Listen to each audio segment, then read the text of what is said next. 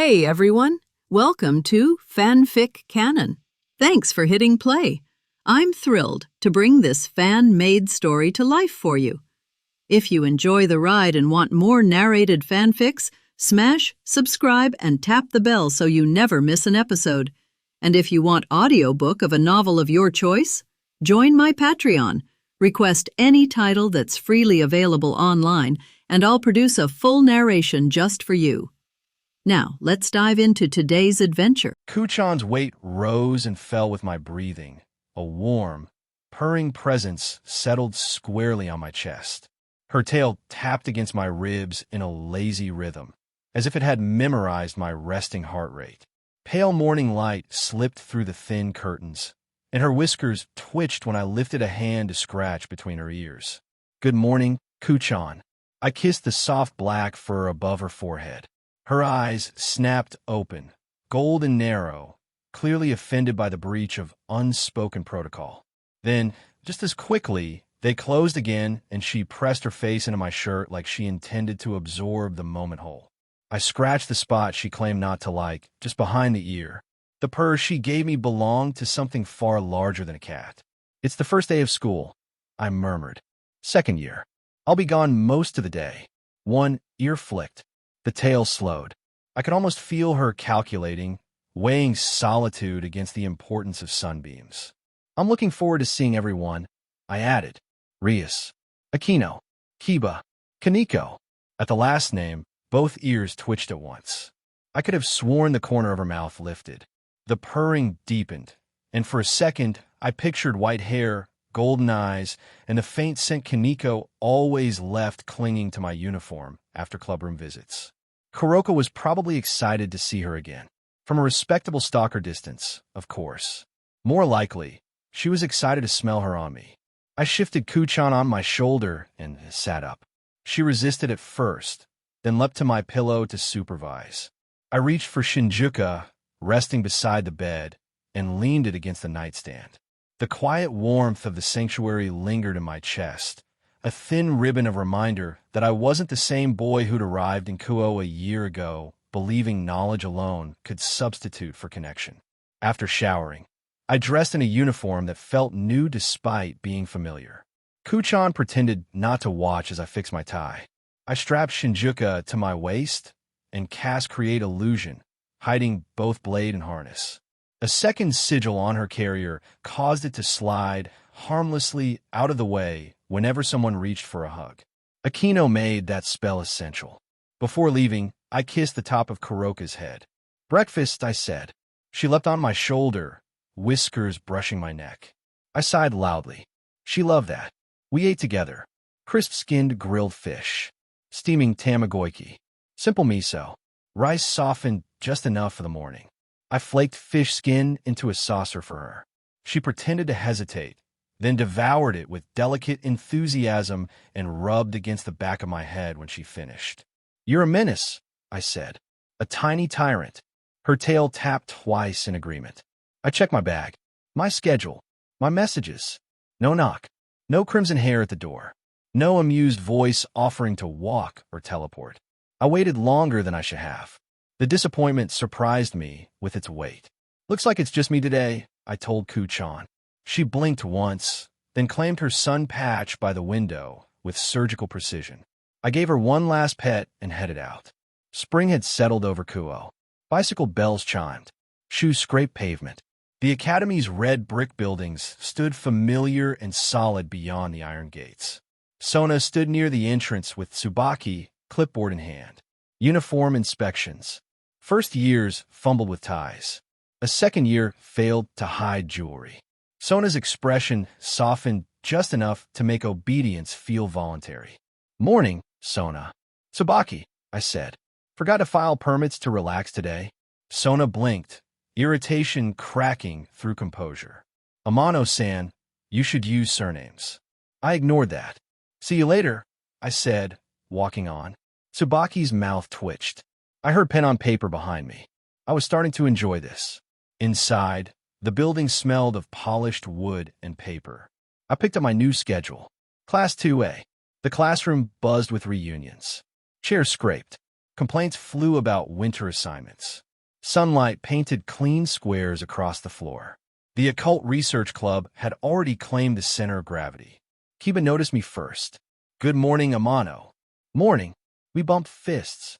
Then warmth and scent overtook my senses. Akino launched herself at me, and I caught her automatically, hand steady, instincts unhesitating. Her arms looped around my neck. Her chest pressed in my face. Conversations around us stuttered. "Good morning, Toshio. Did you sleep well?" "Morning, Akino," I replied calmly. "It's nice to see you." She giggled, lingered just a beat too long, then slid down with practiced grace. My hands were slower than necessary to let go. "Same class again," she said cheerfully. "Lucky us." Past her, I saw crimson hair. Rias sat straight at her desk, gaze fixed somewhere that wasn't me. Not cold, just distant. "How's Kaneko?" I asked. "Oh, hey, Toshio." Her voice sounded tired. "She's fine. Healing." Relief escaped me before I could stop it. "We're eating in the clubroom now," Akino announced, pressing into my arm. "You should join us." "I'd love to." Rias didn't react. Akino leaned close, voice low. "I'll make sure there's something you can feed me with. I'll bring a fork." That surprised her, then delighted her. Homeroom began. Takashiro-sensei entered, striking as ever. My eyes drifted. Her glare snapped them back. I sat beside Rias. The distance felt wider than it was. Throughout the morning, I caught her glancing away. Something weighed on her. During second period, I found her by the corridor window. "Rias," I said gently, touching her shoulder. She flinched, smiled politely. "It's nothing." It wasn't. I lifted her chin, just enough. Her eyes shone for a moment before she turned away. "I'm here," I said quietly. "Thank you, Toshio." Lunch brought noise and warmth back into the day. Kaneko sat in casts, stubborn as ever. She hugged me without warning. "Thanks for yesterday," she said. "Permission to commit a crime?" I asked, opening my bento. "What crime?" "Feeding you." She hesitated, then accepted. She ate quietly, cheeks pink. Akino tried to insert herself. Kaneko shoved her across the room. Lunch passed in laughter.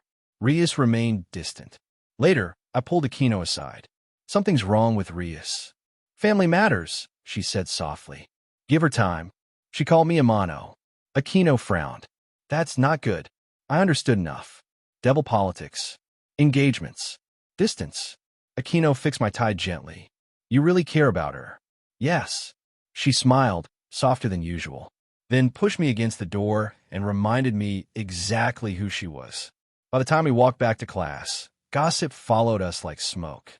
And somewhere between Rias's distance and Akino's closeness, I realized something dangerous. This year was going to be complicated. Very complicated. The Kendo Hall hit me like a memory the moment I stepped through the doors. Polished wood, chalk grips, old sweat baked into the floorboards. The familiar mix snapped something into place in my head before my eyes even finished adjusting. The place was packed. 62 new recruits filled the room with restless noise, their voices bouncing off the rafters. Nervous laughter, forced confidence. Shunai tapped against shoulders like people were trying to remember how to hold them without looking clueless. And then I walked in. The chatter didn't stop, but it shifted, like a flock changing direction mid-flight. Heads turned. Voices dipped. Eyes landed on me with the kind of attention you don't get unless your name has been passed around over break. So my reputation had grown. Front and center, Murayama and Keitase stood together with Shunai resting against their shoulders, both of them looking sharper than last year. Their posture had improved. Their balance looked better. Even the way they held themselves screamed hours and hours of repetition. "Toshio Senpai." Murayama waved like she couldn't help it. Keitase smiled and lifted a hand in greeting. Less loud, just as genuine. "Hey," I said, weaving through the recruits. "You two look like you've been working." "We have," Keitase said proudly. "Murayama's been on me about footwork all summer." "Because you drag your back foot," Murayama shot back, then softened when she looked at me. "It's good to see you." "Yeah," I said. "You too." A third-year girl nearby blinked, eyes bouncing between us. "Wait, you all know each other?" Murayama straightened like she'd been handed an opening line. Of course. We trained at the same dojo before Toshio started high school. We've been friends since then. Friends. The way she said it made the word heavier than it needed to be. And the second it left her mouth, whispering spread through the room like spilled ink. Kuo Academy. Where the real sport wasn't athletics, it was gossip. My eyes swept the recruits. Almost all girls. 2 boys lingered at the back, stiff and awkward, trying a little too hard not to stare. They didn't look like they'd come here for kendo. I exhaled and clapped once. Sharp sound. Instant focus. All right, I said. Jan Ken. You too. Murayama and Keitase exchanged a glance and raised their fists. Rock, paper, scissors. Murayama won. Keitase rolled her eyes, but she was smiling. Murayama, I said, you're up. Show me what you've got. We stepped onto the sparring floor. Murayama started putting on the protective gear. I didn't. Her eyes narrowed. Why am I not surprised you're not wearing gear? I shrugged. Prove to me I need it. That did it. Her posture sharpened, and the air around her turned competitive. Toshio-sensei is so cool, someone whispered. Not quietly enough. A third year brought me my shurnai, darker than the standard ones. Mine. I rolled my shoulders, settled into stance, and looked at Murayama. Ready? She nodded once hard. The ref, a lithe third-year girl with long dark hair, raised her hand. Challenger ready. Defender ready. Hajime. Murayama moved the moment the signal dropped, fast for her age. Her first strike came in clean and confident, a diagonal cut that had real intent behind it. I sidestepped. The bamboo hissed past my ear, close enough that I felt the air shift. You're better, I said as I pivoted to face her again. Still telegraphing. She didn't answer. She thrust for my chest. I caught it redirected and guided her momentum past me. A few recruits gasped like they'd just watched a magic trick. Toshio-senpai is so fast. Murayama spun back, breathing harder now, eyes bright. She was watching me, not just swinging, studying. That part was new. She threw a combination, a feint high, a real cut low, then an overhead strike that tried to force me into a bad angle. I parried with minimal movement, letting her rhythm play out while I tested her timing.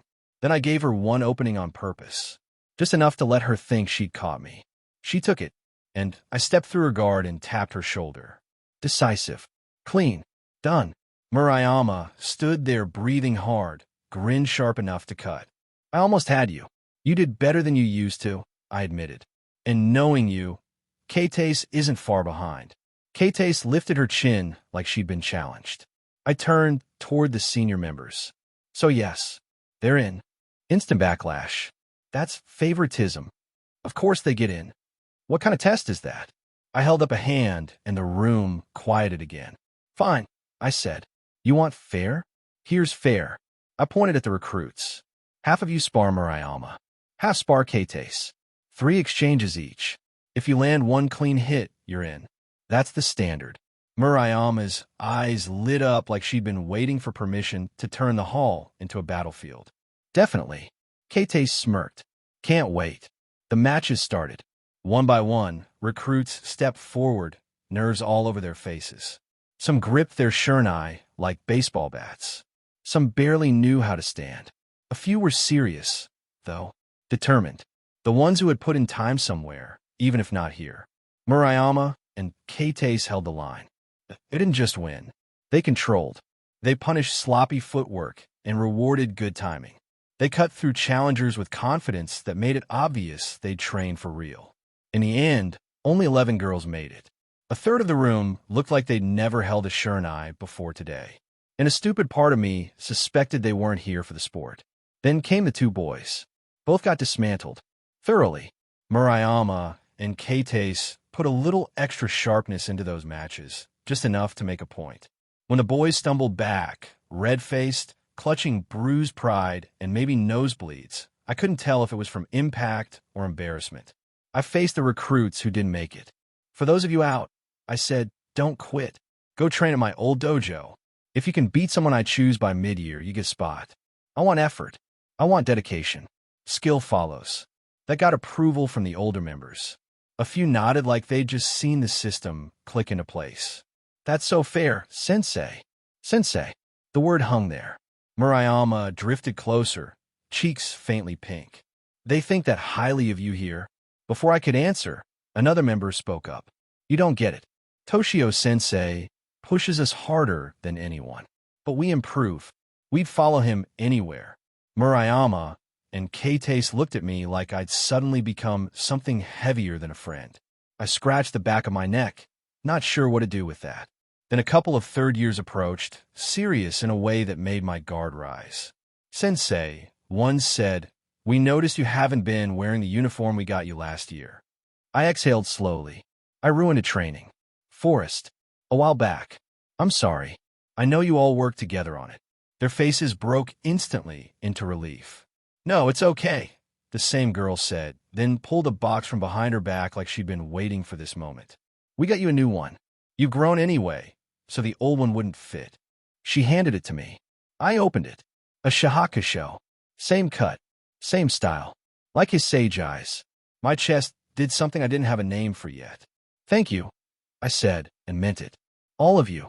It's the least we can do, she said brightly. You've helped us so much. I muttered, trying to keep my tone light. Then I'll make sure I don't disappoint. Now, I said, lifting my Shurnai practice. New routine this semester. Ichai, the girls shouted in unison. I changed into the new shahakusho before we started. It fit perfectly, which was unsettling for its own reasons.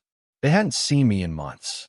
Yet somehow, by the end of practice, Murayama and Keitase were calling me sensei too, like the word had always belonged on their tongues. I gathered the club before dismissal. This year, I said, I want at least 5 of you in the top 20 at regionals. That's the target. Train like you mean it. No arguments. No excuses. Just focus. As everyone started filtering out, I pulled Murayama and Keitase aside. Dinner, I said. Same place we used to go after dojo nights. My treat. Their eyes lit up instantly.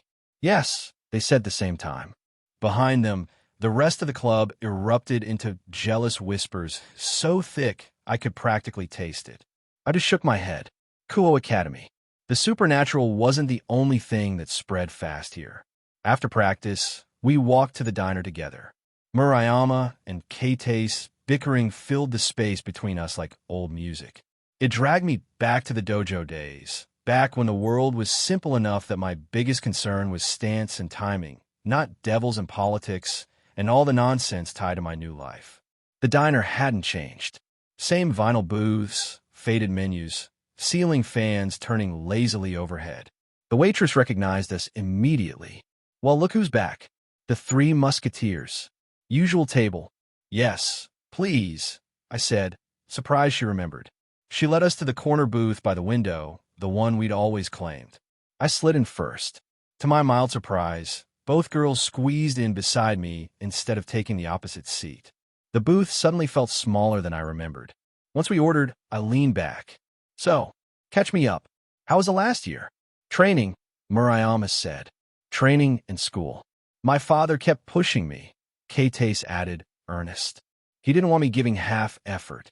He was impressed when he saw how much I improved after you left. We practiced together too, Murayama said quickly. Twice a week. Park, rain or shine. That explains why you look steadier, I said. It shows. Keitase's voice softened when she asked. What about you, Toshio-sensei? What did you do all summer? I measure my answer. Training. Independent study. Fighting demons? Murayama whispered, leaning in. I almost choked on my water. Keitase groaned. She means a game. Diabolus too. She's obsessed. Murayama's eyes lit up like she'd discovered soulmate. It's amazing.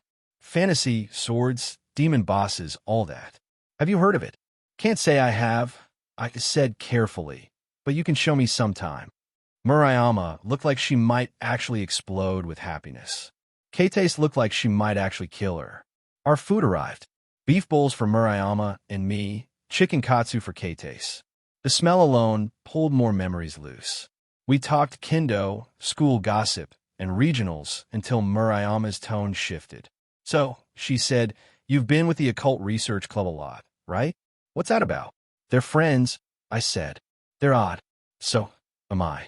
It works. Odd is one way to put it, Kate muttered, then corrected herself fast. Not that they're bad. Gremory Senpai and Himejima Senpai are amazing. And Kiba Senpai is cool. That last part came out quieter. I pretended not to hear it. Murayama leaned in, shoulder pressing into mine. They just feel intense, like they're from another world. If only she knew. And Himejima Senpai is always all over you, Kate added, poking at her rice. It's a little obvious, I offered. Forward, she corrected, cheeks pink. But yeah. Murayama's chopsticks paused midair. Are you and Himejima Senpai dating? I raised an eyebrow. No. Could have fooled me, she muttered. Then Kate tried to sound casual and failed. And Gremory Senpai? The name tugged at that knot in my chest. Also just friends, I said, keeping my voice even. They exchanged a glance. Relief, maybe, or something else. I changed direction. What about you two? Anyone caught your interest at Kuo? Kate nearly choked on her drink. Murayama went red enough to compete with Rias. And no, Murayama stammered. Definitely not, Kate said too quickly. Kate reached up to adjust her headband, and her bangs fell forward. Hold still, I said. She blinked, then handed it to me. I fixed it so her bangs sat naturally, framing her face.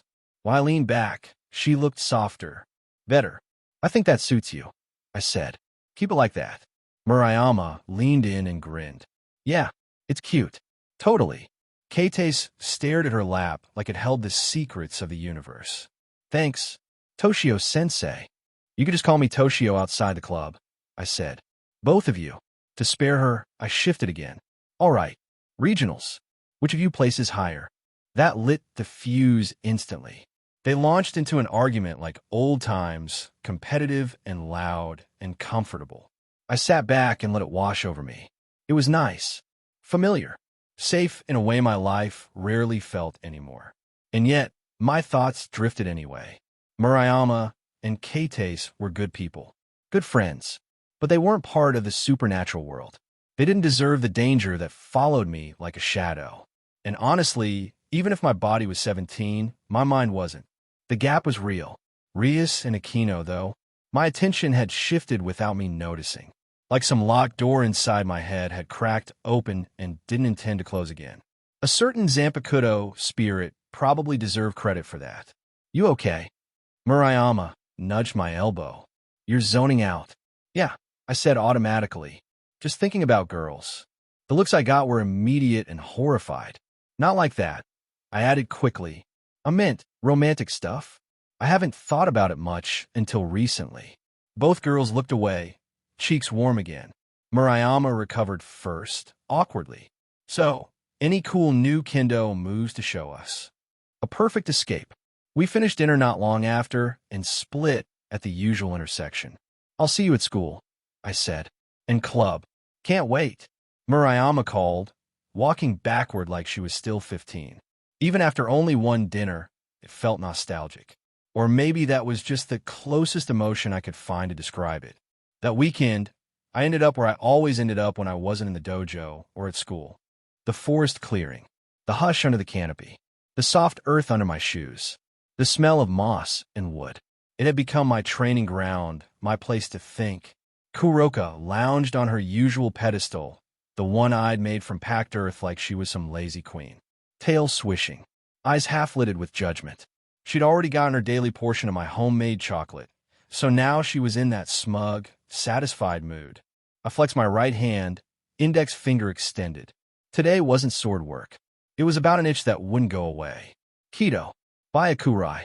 Heido number 4. That clean, lethal bolt of lightning fired from fingertip like it was nothing. Efficient, elegant, and honestly cool as hell.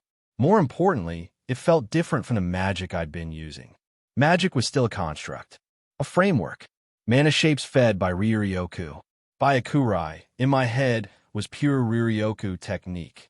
No translation layer, no mana scaffolding, just spiritual force condensed into an attack that burned body and soul.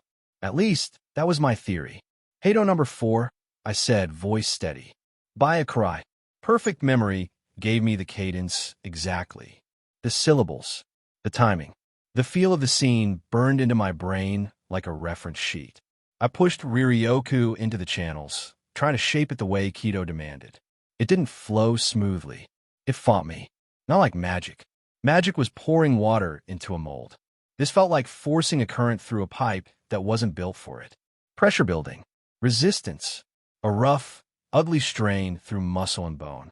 I raised my finger, focused, tried to sharpen it into a point. A faint hum ran down my arm. Nothing fired.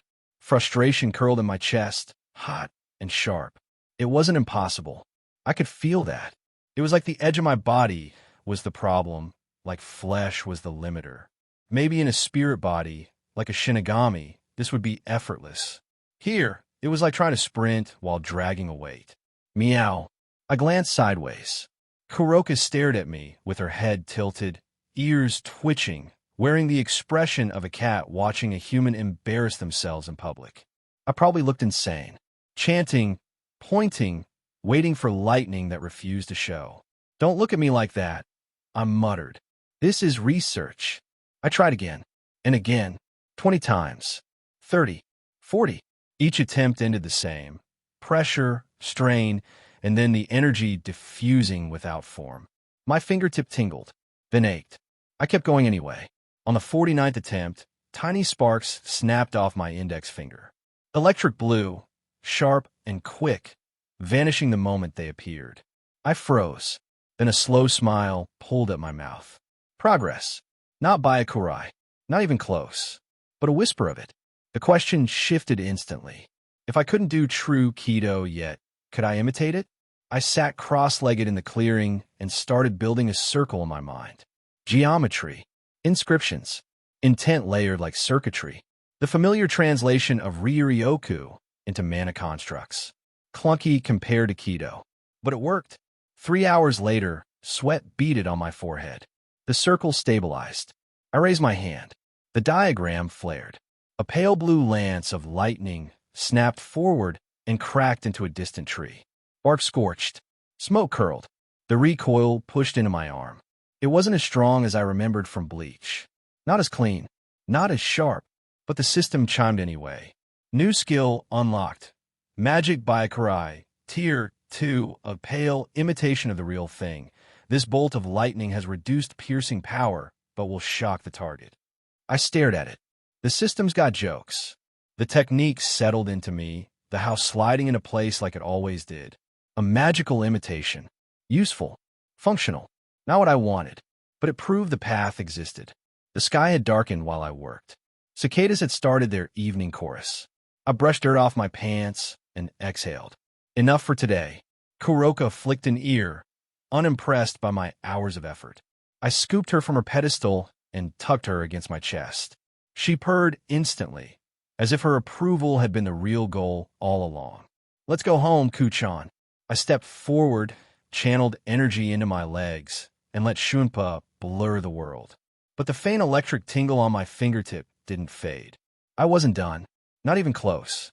I met the movers at the curb 4 weeks into the new term and walked them through the plan. The Gremory Manor filled most of the lot next door, all red brick and high windows, while my place sat smaller by design. I pointed out rooms, signed the delivery slips, and had them stage boxes in the entry until I could sort what went where. Most of the furniture was new because the old stuff was, well, old and didn't match the aesthetic of the new construction and decor. Between trips, I ran the last month in my head and checked it against reality. Classes moved at the same pace as last year. The tests felt like they always did, rote memorization for the most part. Something interesting did happen, though. I heard from Akino that Sona put up a 98 on one of her exams. She overheard Sona and Rias talking about it in the clubroom while everyone else was busy, and she told me later with the kind of smile that says she knows I keep score even when I pretend I do not. That single score put me ahead of Sona on the term by a hair. She invited me to play chess again that afternoon. I said no, giving her an excuse that I thought was humorous. I told her I had to go study. She clearly did not believe me. Rias had not been the same since the start of the year. She stopped walking with me to school altogether. During lunch, she stayed at her desk more often than she joined us on the couches, and the desktop became a line she preferred to keep between herself and the rest of the room, mainly me. I noticed it, and so did everyone else, even if no one wanted to say it out loud. I tried once or twice to ask how she was and got courteous answers that did not invite follow-up. The distance bothered me more than I liked to admit. Shinjuka said she looked sad or unsettled. When I asked Rias directly, she deflected or said devil work had stacked up, but that she could handle it. When I asked Aquino, she stayed warm but vague and steered the talk away, which only frustrated me more. Rias hadn't hugged me once since the night with Gom. I missed her warmth and the way our connection had been building. I made a note to ask Shinjuka about it again tonight. The one place that still felt clear was my bond with her. Soul resonance had climbed to 60%, and I felt it in how the sanctuary pulled at me and how quickly she answered when I reached for her. Kitchen pieces in the back, living room on the pads, I told the foreman when the first truck emptied. He related to his team, and the pace picked up. The new sofa cleared the entry without scraping paint. The rug rolled out clean. The study took shape with the old desk centered under the window and the bookshelf opposite. None of it was overly fancy. It didn't need to be. What mattered was that it worked and was quality, and that I could move through the space without thinking about it, and that the house felt like something I could live in comfortably without much maintenance. Aquino was the same as before, just a little less intent on provoking me. Most days at the ORC, she slid onto the couch beside me after serving tea, let her shoulder rest against mine, and traded small jokes instead of setting traps. The change felt deliberate because she'd still toss out a line when she wanted a reaction, but she usually kept friendly dialogue and banter, let the quiet sit when it settled in, and seemed content to just be there with me. But she absolutely still grazed my face with her boobs just about every time she served me tea. I found myself enjoying the sensation a little more each day. I pushed against the motion one with my face one day, causing her to release a surprise moan. I gave her my most innocent smile and asked if she was okay. The teasing I received the next couple days were much more intense than usual.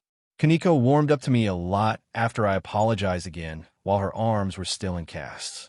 She let me feed her when the cast made chopsticks a chore, gave a small nod, and ate until she was satisfied.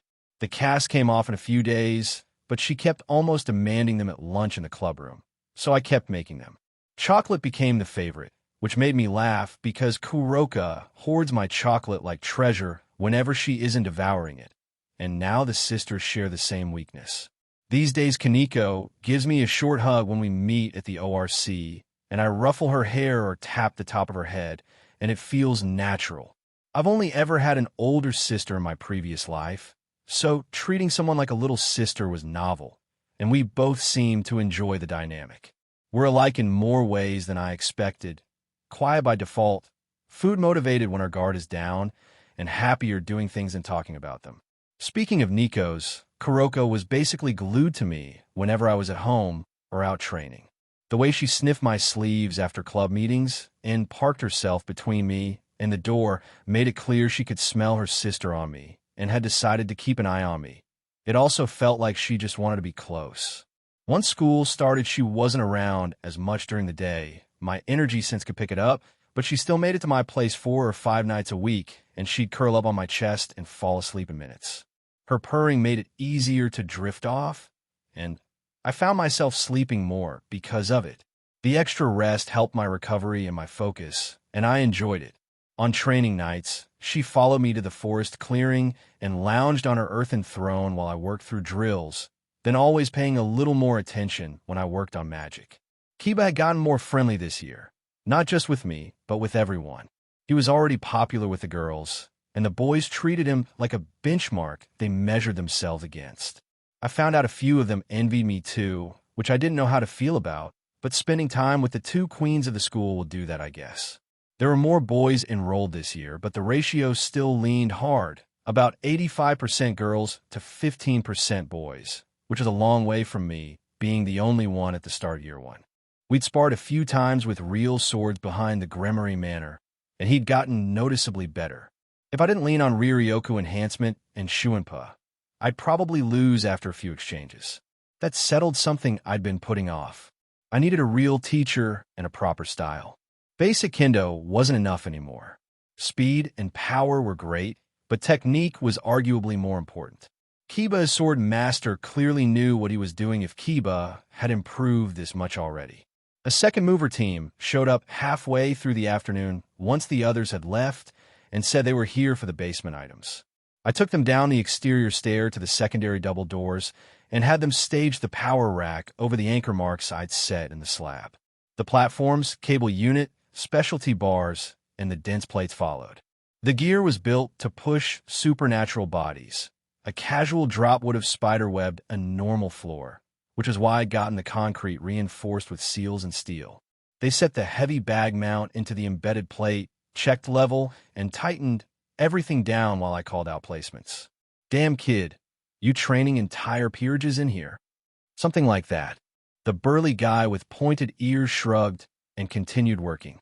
While they worked, my thoughts went to the kendo club. The team was in a good place. Murayama and Keitase had jumped into the top group despite being younger than the seniors. Their footwork was cleaner, their timing sharper, technique better, and they'd started running warm-ups and partner drills without being asked. They basically became my main leadership members. As the club grew, it would make it easier when I couldn't always be there. The respect and awe I commanded was nice, but I was just glad I could guide them all to become better. The sensei title stopped feeling weird like it did at first last year. Between the club and a fan group that kept growing, I didn't worry about anyone trying to harass me. The boys who might have tried something usually kept their distance because of my closeness with Rias and Aquino, and both clubs made it clear they'd step in if someone pushed. It was nice that my fan club was more reserved in their adoration of me in comparison to Kiba. My resting neutral face in comparison to his pretty boy smile discouraged direct confrontations. And because I hung out with Rias and Aquino, just Aquino lately really, I didn't have to deal with love confessions. Kiba got at least one a day. I gave him a hard time about it at times, with particularly flamboyant attempts. "Go ahead and install the mirrors here. Then set the weight sets in front of them," I instructed, gesturing to a particular wall. Watching them finish the plates and bolt the rack into place pulled my head back to training. Most of the last month, I'd buried myself in magic. I pushed every Tier 2 series I'm using to rank 10 and kept grinding the acetylene line toward the same mark. Tier 3 took more patience and control, so gains came slower, but they came. After GOM, Kuo stayed quiet. No strays anywhere near town. So when I wanted live practice, I shrimped to the surrounding cities and industrial edges. Even then, they were harder to find than I expected, which made me wonder if GOM's presence had been the reason this area was so saturated before. Keto was the other project. Hado 4 refused to click no matter how I shaped it. So I reset to basics and worked Hado 1 show. The fuss Rodal bleach. The lack of an incantation helped. I could actually project the Ryoryoku enough to thump the air and scoot papers off a desk, but it still felt like my body was holding something back, like the channels weren't conditioned yet. It was progress, but frustratingly slow. I also had another pet project, coming up with an energy beam attack like the Kamehameha, but one beam attack stood out to me from interstellar battleship Tamato. They called it the wave motion gun, the most iconic superweapon in the series. Fiction, sure, but fiction with just enough theoretical backing to scratch at reality's edge. As a prior physicist, I used to think of it as a fun mental exercise, a weapon that used extra-dimensional physics to collapse mass into micro black holes, triggering a cascading release of energy via Hawking radiation. The destructive scale was mind-boggling. This was one of the few things I really got into simply because of the science fiction application of physics. Plus, the beam looked sick as hell. But in reality, using pure science, it was impossible to replicate. But now, magic changes the game. I'm calling it the dimensional wave motion cannon. I don't have a battleship. I don't have Tomato's wave motion core. But I do have Ryoryoku, a gamer system that can fuse magic with scientific logic and access to formulation-based spellcraft. That might be enough to build something like it. The theory is insane, but hear me out. If I can construct a spell matrix that expands localized Calabayao manifolds, those tiny extra dimensions curled up at the Planck scale, I could forcibly unfurl them within a limited field. The expansion itself destabilizes reality, like stretching plastic wrap until it tears. As those dimensions collapse, they generate micro-singularities, not long-lasting black holes, more like pinprick implosions, each one evaporating near instantaneously and releasing raw energy as Hawking radiation. Chain the process. Loop it. Reinforce the cycle with Ryuryoku compression and layered spell circles. Each collapse becomes the seed of the next. A recursive self-feeding implosion cascade. The energy builds, folds inward, and is finally unleashed forward as a high-pressure wavefront of pure annihilation. A cannon not of matter, but of failure, where reality simply stops cooperating. The startup required at least 72 terapascals, TPA, of compressed plasmatic energy, an absolutely ludicrous metric. The center of a neutron star was only around 10 TPA. In my previous life, the highest pressure humanity had ever achieved was 5 TPA in a lab setting, and only very briefly. The type of plasma required would likely have to come from the elements carbon and oxygen, fused into iron, nickel, and cobalt. The rapid neutron capture would form heavy elements like gold, platinum, and uranium. This was the same kind of thermonuclear reactions and detonations that came from supernovas. Even a small-scale version, say, with a width of a few inches and the destructive yield of a high-tier magic nuke, would be enough to erase most enemies I've encountered. Of course, there are problems. First, stability. You don't control singularities. You just beg them to form where you want and end where you hope. Second, energy cost. Even with fused skills and perfect memory, just constructing the base framework gives me headaches. And third, well, I don't know what it would do to the world. Magic is woven into this reality like threads in a tapestry. What happens if I tear too many of them at once? Needless to say, I was in the theory-building stage. Rather than pay attention in classes, I often wrote out the magic formulas, the math, and possible interactions of runes and sigils to create something like this. I was a long way from a working theory to experimentation with magic circles, but my inner physicist was having a great time. I had thought I didn't want anything to do with physics or things that related to my previous life circumstances. I had forgotten how much fun theoretical physics and its applications were played with. My science sensei choked on her own spit when she looked over my shoulder and saw what I was working on. She didn't tell me to pay attention anymore and let me do my own thing from then on. Outside of that, I spent most of my spare time in the sanctuary sparring with Shinjuka. I worked to understand my Shurkai and just as much to understand her. We drilled until my shoulders ached and my breathing evened out.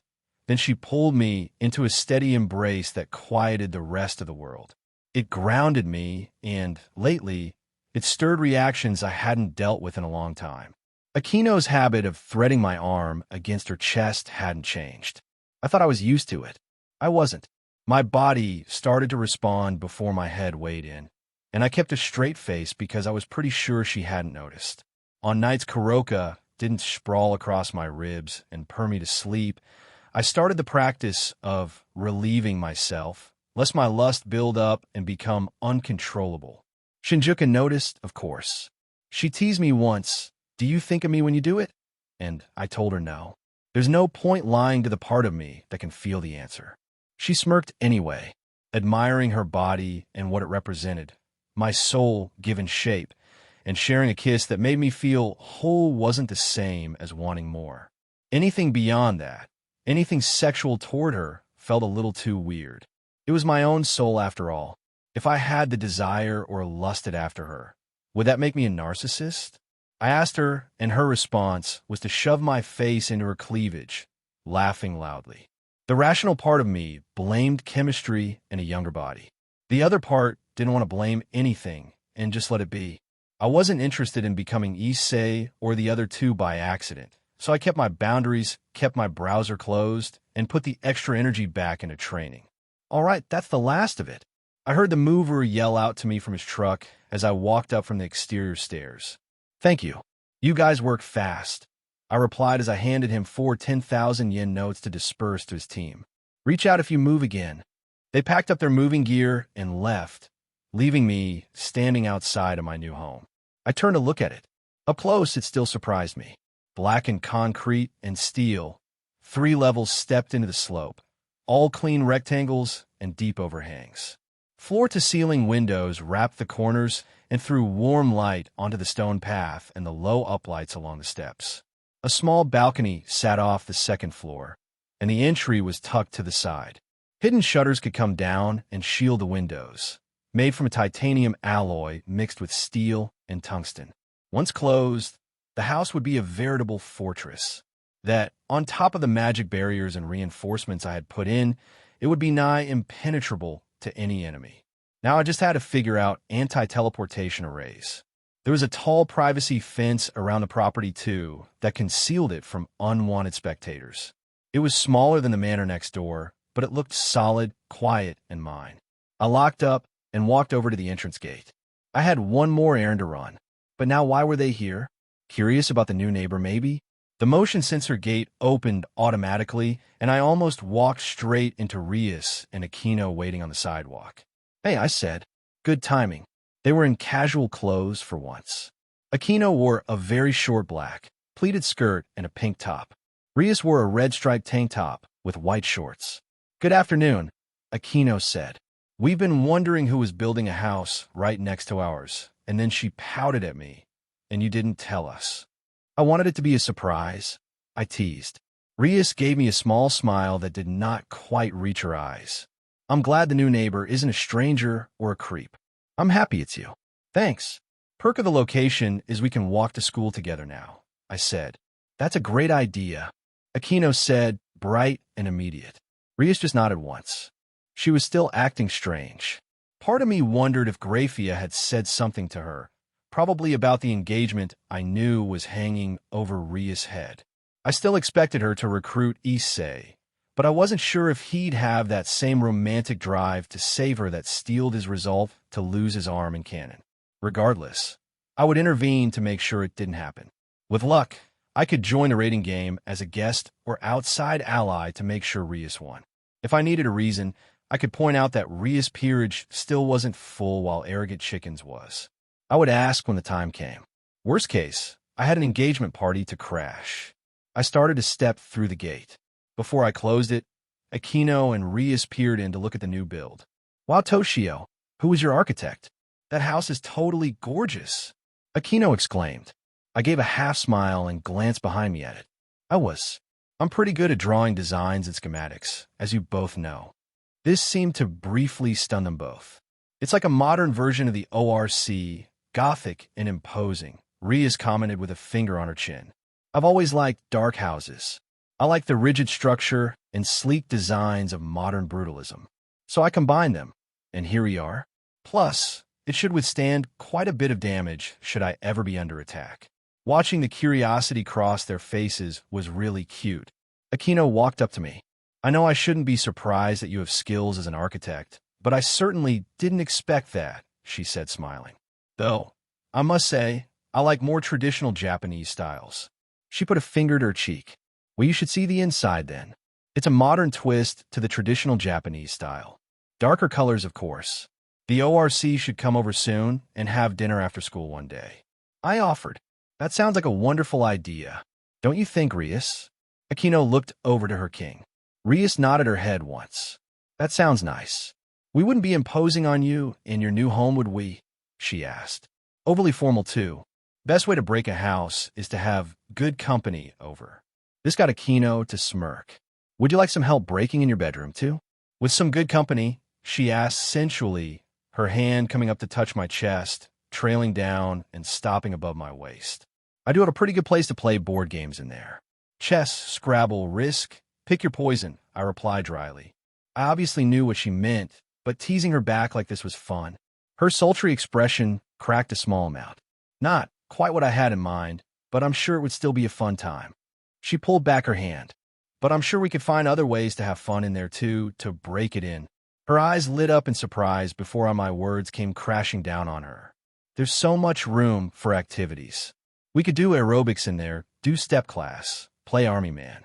Makes my head spin on how many activities we can do. I couldn't stop the smirk that came to my face. Rias snorted in amusement. Akino quickly recovered. Toshio, you shouldn't play with a girl's emotions, she said playfully. I don't know what you're talking about, Akino. I was just listing some fun activities we could do. I tried to turn my smirk into an innocent smile. My guess it could use some work because I could tell she didn't buy it. I chuckled to myself. I'll see you both at school on Monday. Thanks for stopping by. I turned to leave when Akino called out. Where are you off to? I faced her fully again. My old dojo, I said. I want to ask the master something. If you don't mind, can I tag along? She asked. I don't have anything important to do. Sure, I said, then looked to Rias. Akino did too. Is that all right?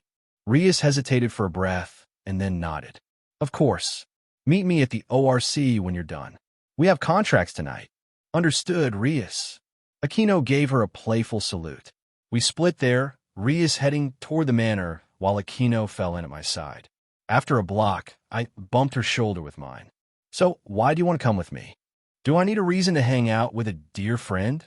She said, eyes sliding my way, her shoulder rubbing against mine. I suppose not, but I do think this is the first time we've spent time together in public like this. Maybe we should make it a more regular thing then, don't you think? She asked with a cheerful smile, leaning forward a little, giving me a good view of her cleavage.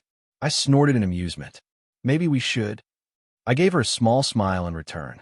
We walked in quiet for a few steps. I glanced at her hand. It had been a while. Rias was the last, actually. Before I could overthink it, I slipped my fingers into hers and laced them. She stopped short, which put me a step ahead. I turned back, our hands aligned between us. You'd better be careful, she said softly with a small smile, her eyes unreadable. You'll give a girl the wrong idea. Who says it's the wrong one? I said. Her eyes widened a fraction, then warmed. She smiled fully and started forward again, still holding on. When did you get so smooth? Maybe I just like your warmth, I said, and we kept walking toward the dojo. Her hands, surprisingly, were softer than Rias. Perspective shift, Akino. His fingers slid between mine before I realized what he was doing. I stopped in surprise. Toshio had never been the one to initiate like that. I've held his arm, pressed his arm further into my chest than necessary, teased him up and down, and was almost always the one to initiate contact, but this was him reaching for me. I schooled my face, let the smile sit in my eyes, and warned him about giving a girl the wrong idea while my pulse did its own little dance. When he answered, who says it's the wrong one, it landed differently than his usual dry deflections. There wasn't a dodge hiding inside it. I started walking again because standing there any longer would have made me obvious, and I like being obvious only when I choose to be. His hand stayed with mine, steady, calloused in the right places from swords and training, not just practice. He said he liked my warmth, and for once I didn't try to turn it into something bigger. I just let him have a point. I've been patient with him since midway into last school year. Gentle provocation, light teasing, the kind meant to invite rather than corner. He's always composed, always careful, and that's part of why I like him. I don't have the best history with men, so I tend to avoid anything past surface level. But there's something about this guy. He looks at me when I speak, not just my body, as much as I wish he would sometimes. He listens. He doesn't chase every breath I take like a prize, and he never treats affection like a transaction he's owed. I've stolen little touches and a few forgiving accidents to test the space between us, but he never pushed or pursued in retaliation. At first I thought he just wasn't interested, but he never looked at me or treated me in a way that said he wasn't. And I was determined to get a rise out of him. And when I did in that secluded room at school, the victory had been glorious. I hadn't felt that happy in a long time. Plus, he had the audacity to start teasing me back. That meant war. Most of the time, it was playful and fun. But he never initiated contact except for occasional hugs. Being alone like he is, I image that's more so to feel human connection that he's likely been starved of since the passing of his parents. I also didn't count that time where I got my victory because he was leading me away. He probably just thought it was the most efficient way to get me to a spot to talk, the literal dork. Never had any of his touches felt romantic or meaningful beyond friendship. Today was the first time I felt him decide to close that distance himself, simply holding my hand, and it told me more than anything he said in words. For some reason, it quickened my heart faster than any previous touch we'd shared. We passed under the shade of the street trees, and I let my thoughts catch up. Rias had been distant. I'd noticed it, of course. It's hard to miss when a room's gravity shifts. I won't pull him away from her. She's my king, and I love her. But I'm also not going to pretend my own feelings don't exist. Toshio sits in a very small category for me. Someone I want to know beyond the mask and the performance. Someone I trust to hold a line when things get ugly. He's done that already, with scars to prove it. Well, scars that would prove it if his injuries didn't always miraculously heal every night. I squeezed his hand once and felt him squeeze back. He was headed to the dojo to ask his old master something. I'd ask him why later. For now, I kept pace with him on the sidewalk, matched to his stride, and allowed myself to enjoy the delicate moment. When I didn't want to push, he reached for me, and I wanted him to keep holding on. I know he had done this with Rias more than a few times, but not lately. It made me think back to the conversation we had the day after Gom was killed. Flashback. That night, after the Gom incident, I sat with Rias in her chambers in the underworld. She had just gotten back from a meeting with her brother and Grafia. Kaneko had been taken away for healing, and the weight of the day hung heavily in the crimson glow of the bedroom. Rias stood by her window, her silhouette sharp against the otherworldly landscape beyond. I could see tension in the line of her shoulders, a brittleness I rarely witnessed. "Rias," I said softly, approaching her. "What's really going on? This isn't just about Kaneko's injuries." She didn't turn right away. When she finally did, her eyes held a storm I hadn't seen before. "Grafia and my brother." She began, then paused, as if the words themselves were painful. "They've forbidden me from pursuing anything romantic with Toshio. I'm sure my father's authority was laced within it too." I kept my expression carefully neutral, though something inside me shifted at her words. "Because he's human?" "Precisely." Her voice cracked slightly. "They said a human consort would undermine everything. The clan's standing, our alliances, my reputation. That I'd be inviting ridicule and giving our enemies leverage." I moved closer, settling on the edge of her bed. "But you care for him." It wasn't a question. I'd seen how she looked at him, how she found excuses to touch him, to be near him. She was always at least a little happier whenever she was with him. "It doesn't matter," she said, her voice hardening. "My brother made it clear. As a Gremory heiress, my life isn't solely my own. Do I have the same restriction?" I asked carefully. Rias's eyes met mine, surprise flashing across her features.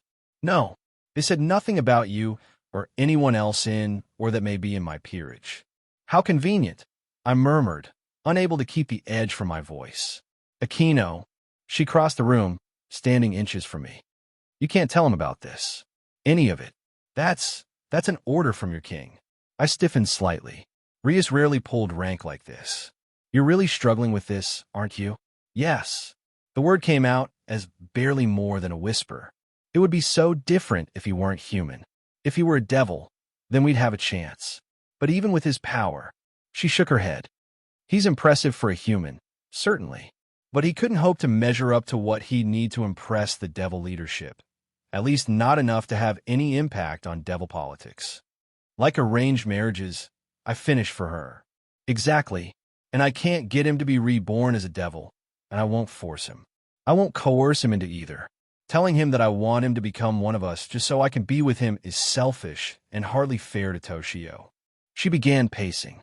"I need to find alternatives to get out of my engagement with Riser. Something that doesn't involve dragging Toshio into this mess." I watched her move, the familiar rhythm of her anxiety. "Toshio has relied on you, like when you saved his life," I said carefully. "Why not rely on him for once?" I said. Rias froze mid-step, her shoulders tensing as if I'd struck her. For a moment, she didn't move at all. Then slowly, she turned away from me, her crimson hair falling like a curtain between us. "You don't get it, Akino," she said, her voice barely audible. I watched her retreat into herself, the way she always did when something cut too close to the bone. Oh, I understood perfectly, better than she knew. Rias wasn't just worried about politics and propriety. She was terrified of the consequences, of loving someone with a lifespan that would flicker and fade while she remained unchanged, of building a life with him only to watch it crumble beneath the weight of time. Not to mention the wrath of her father and clan, the coldness of Graphia, and the mockery of the devil aristocracy. The truth was, Rias had never defied her family in anything that truly mattered.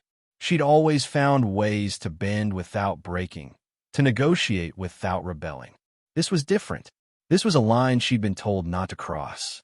But if she wouldn't cross it, well, I said, my voice lighter than I felt, I suppose it means there's nothing stopping me from claiming Toshio for myself. Rias whirled around, her eyes flashing with something dangerous and possessive. For a heartbeat, I thought I'd pushed too far, that the king in her would lash out, that our friendship might crack under the strain. Then her face softened, the fire dimming to embers. She turned away again, but not before I caught the resignation in her eyes. Do what you want, she said quietly.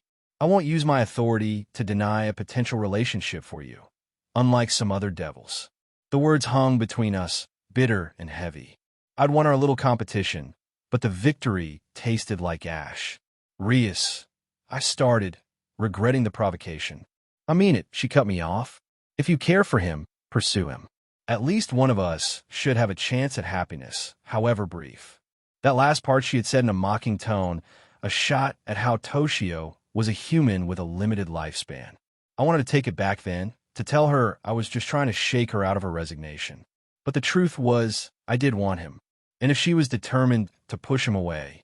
In flashback, Aquino, Toshio's voice pulled me back to the present. You okay? You got quiet, seemed a little zoned out.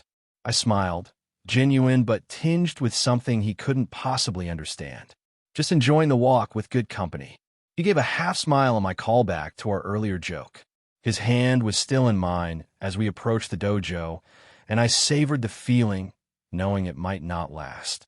Toshio had grown more expressive lately, more willing to engage rather than observe. It suited him. There was a new energy about him, something vibrant and alive that made his usual composure seem less like a wall and more like a choice. We stopped in front of an old-looking dojo. This is it. Want to come inside? He didn't let go of my hand. Of course. Seemed to be continued. I blinked, suddenly aware we'd reached the dojo. Lost in my thoughts, I hadn't noticed the weathered wooden building appearing before us. Its traditional curved roof and faded sign, a stark contrast to the modern structure surrounding it. My hand was still entwined with Toshio's, warm and steady against my palm.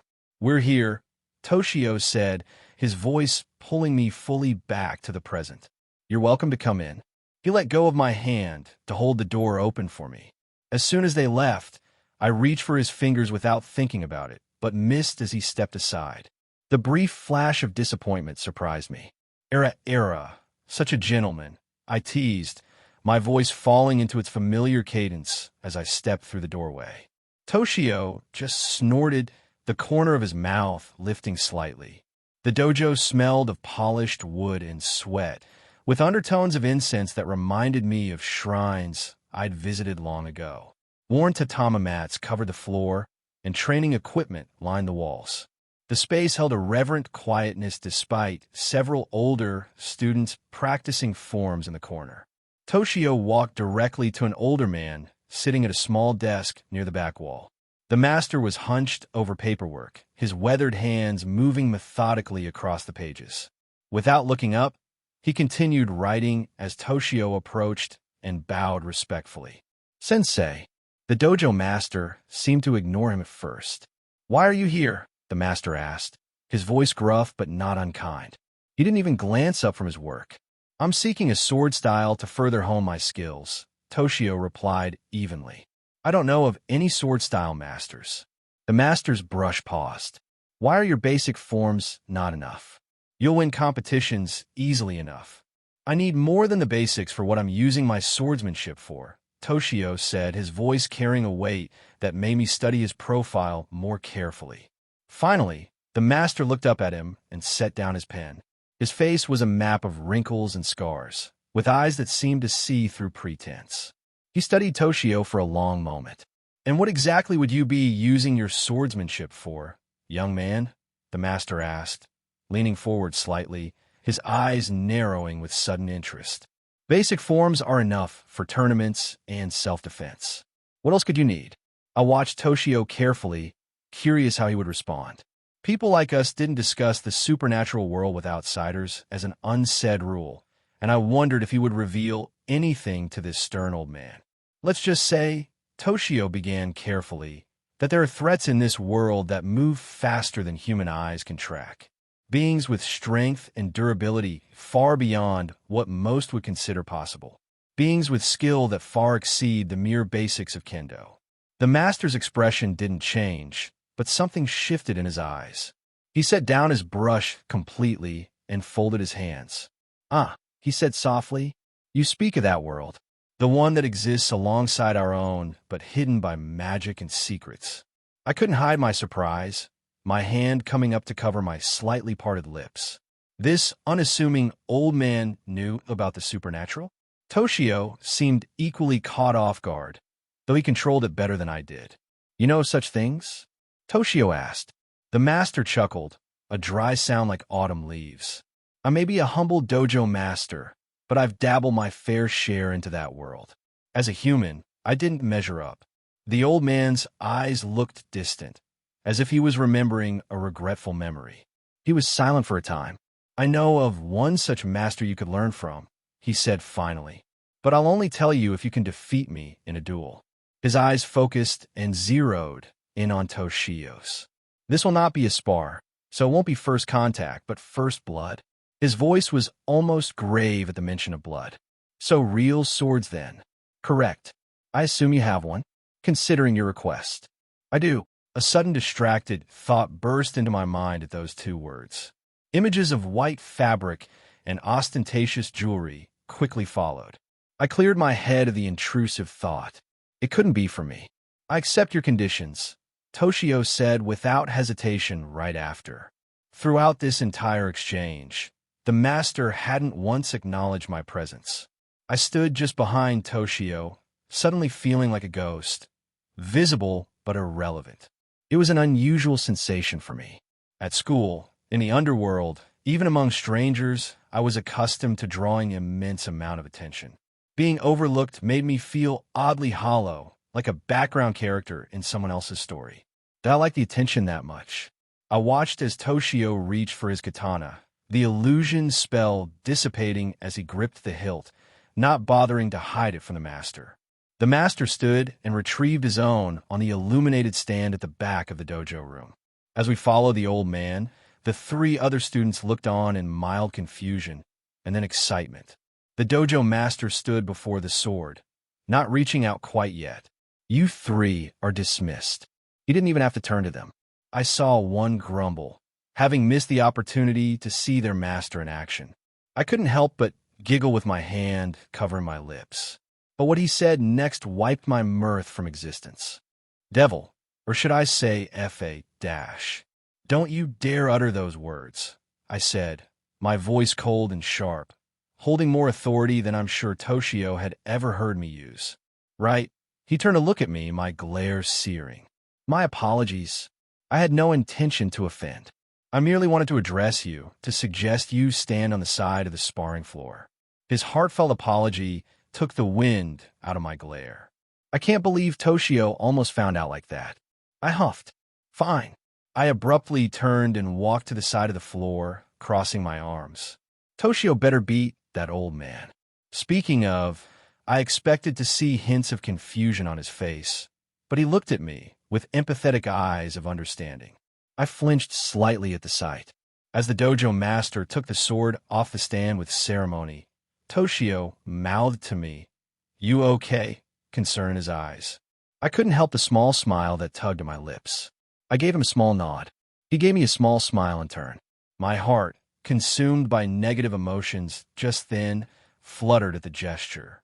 How can a simple smile make me feel? Akino, would you mind starting the duel? He asked me.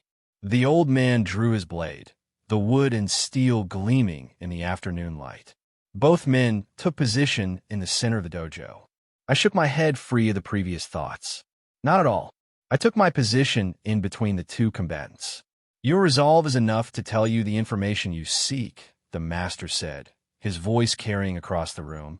But you must also have the base skill. I won't be holding back. Good. I lifted my arm and brought it down. Hajime. Without warning, he moved to strike Toshio, his blade a silver arc through the air. I expected Toshio to be caught off guard, but he parried with perfect timing with minimal movement, the clash of metal ringing through the dojo. I found myself mesmerized by the dance unfolding before me. There was an elegant simplicity to it that I hadn't anticipated. The master's style was economical, each movement flowing into the next like water. Toshio matched him with precision, but there was something different about his technique, something less traditional, more adaptive. The master struck with a downward slash after performing a feint that would have caught Toshio's shoulder. Toshio sidestepped, allowing the blade to pass within millimeters of his body before countering with a horizontal cut.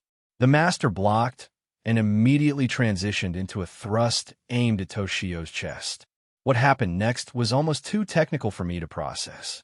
Toshio's blade moved in an unorthodox pattern. Not quite a parry, not quite a riposte, something that seemed to catch the master off guard. There was a flash of steel, a subtle shift in momentum, and suddenly a thin line of red appeared on the master's chin. Both men froze. The master touched his chin, his fingers coming away with a small smear of blood. Then, with deliberate movements, he sheathed his katana with practiced grace. "You've passed," he said, his voice carrying a note of respect I hadn't heard before. "I'm impressed with your swordsmanship. It has evolved since you left." Toshio bowed deeply. "Thank you, sensei." The older man returned to his desk, wrote something on a small piece of paper, and handed it to Toshio. "This is the address. Tell him I sent you." Toshio bowed again, lower this time. "Thank you for everything." The master's stern expression softened almost imperceptibly. "Thank you for being my student." I followed Toshio outside, still feeling like I'd witnessed something significant but private. The afternoon sun felt warmer now, the street quieter than when we'd arrived. When Toshio reached for my hand again, his fingers sliding between mine with casual confidence, I felt a small flutter in my chest. "Congrats on your win, Toshio," I said with a slightly forced smile. The earlier moment still hadn't left my thoughts. He squeezed my hand softly and looked at me. Not at Akino, the queen of Rias Gremory, not at Akino, the devil hybrid, not that he knew, I think, but just at Akino. Me.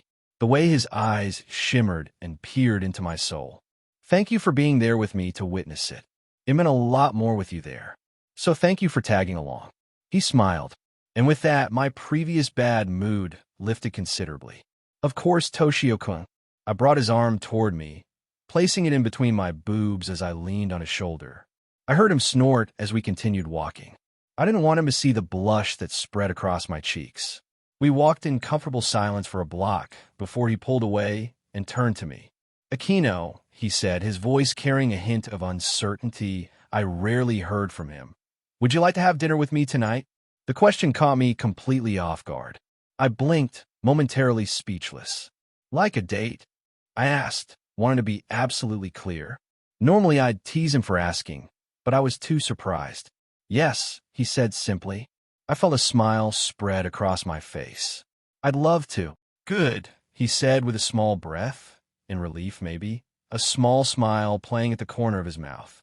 "It's only 3 now, so we have some time before then." I couldn't resist. "And what about dessert, Toshio-kun?" I purred, leaning into him, my boobs pressing up against his chest. Instead of his usual deflection or deadpan response, he said, "I'm sure we'll work something out. I'll pick you up at 6, his eyes holding mine just long enough to make my pulse quicken. This new teasing of his was going to rile me up if he wasn't careful. "Oh, how I'd love to work it out with you, Toshi-kun," I said seductively, running my finger down his cheek. He smiled, and I swear I saw a glimmer of challenge in his eye. Come on, Miss Flirt. He pulled away.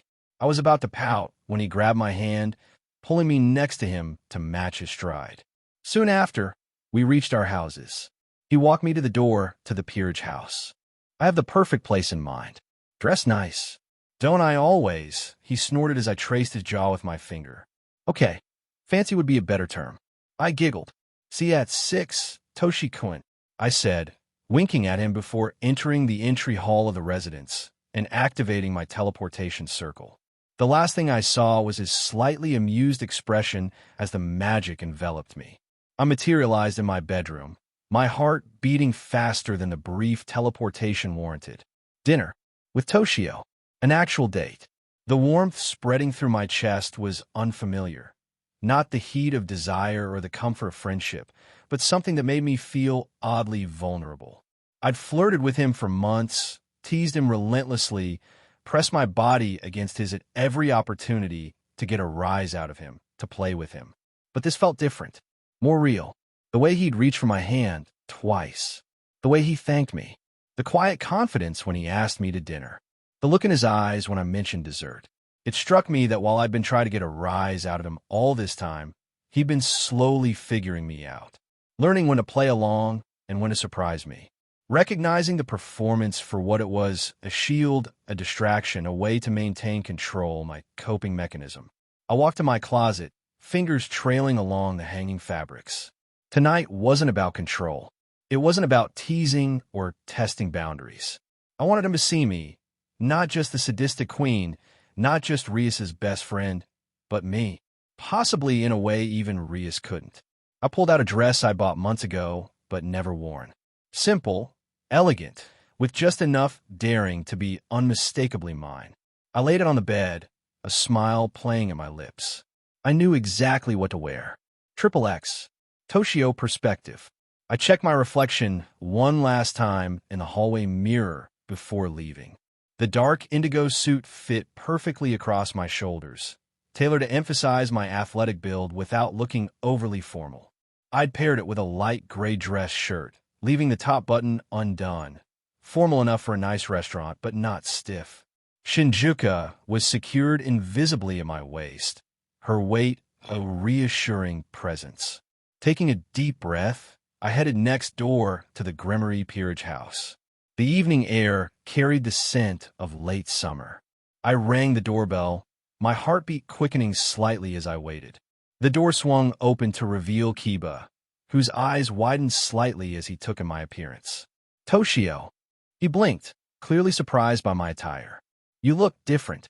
Thanks, I replied dryly. May I come in? He stepped aside with a graceful motion. Of course. The entry hall was as imposing as ever, with its high ceilings and ornate fixtures that screamed devil nobility.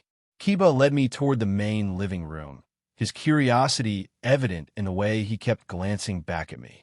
So, what's the occasion? He finally asked as we reached the living room. I'm taking Akino out for dinner, I stated simply. Kiba stopped walking and blinked again, more slowly this time. You're what? Taking Akino to dinner, I repeated. A small smile tugged at his lips. Well, good luck with that. I wonder what he meant by that. I'll let her know you're here, he added, heading toward the staircase. Left alone, I took in a familiar space. The ORC used the old-school building, but this was less gothic and more cozy. Family and peerage photos of the Gremorys lined one wall. Rias's crimson hair was unmistakable in each one. Her heels clicked on the stairs before I saw her, a slow, even rhythm that drew my eyes up. Akino came down in a deep maroon dress that hugged her frame like a second skin, from collarbone to mid-thigh.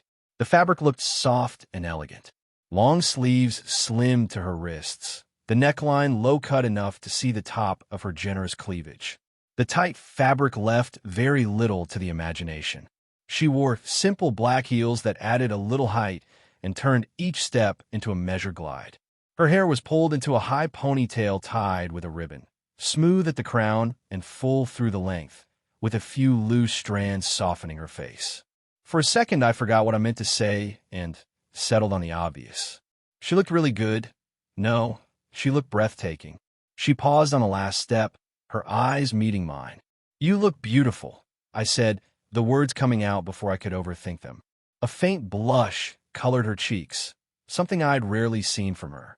But true to form, she recovered quickly, her lips curving into a teasing smile. My Toshin, she purred. If a simple outfit gets such a reaction, I wonder what would happen if I wore something truly daring. I offer my arm. Maybe next time.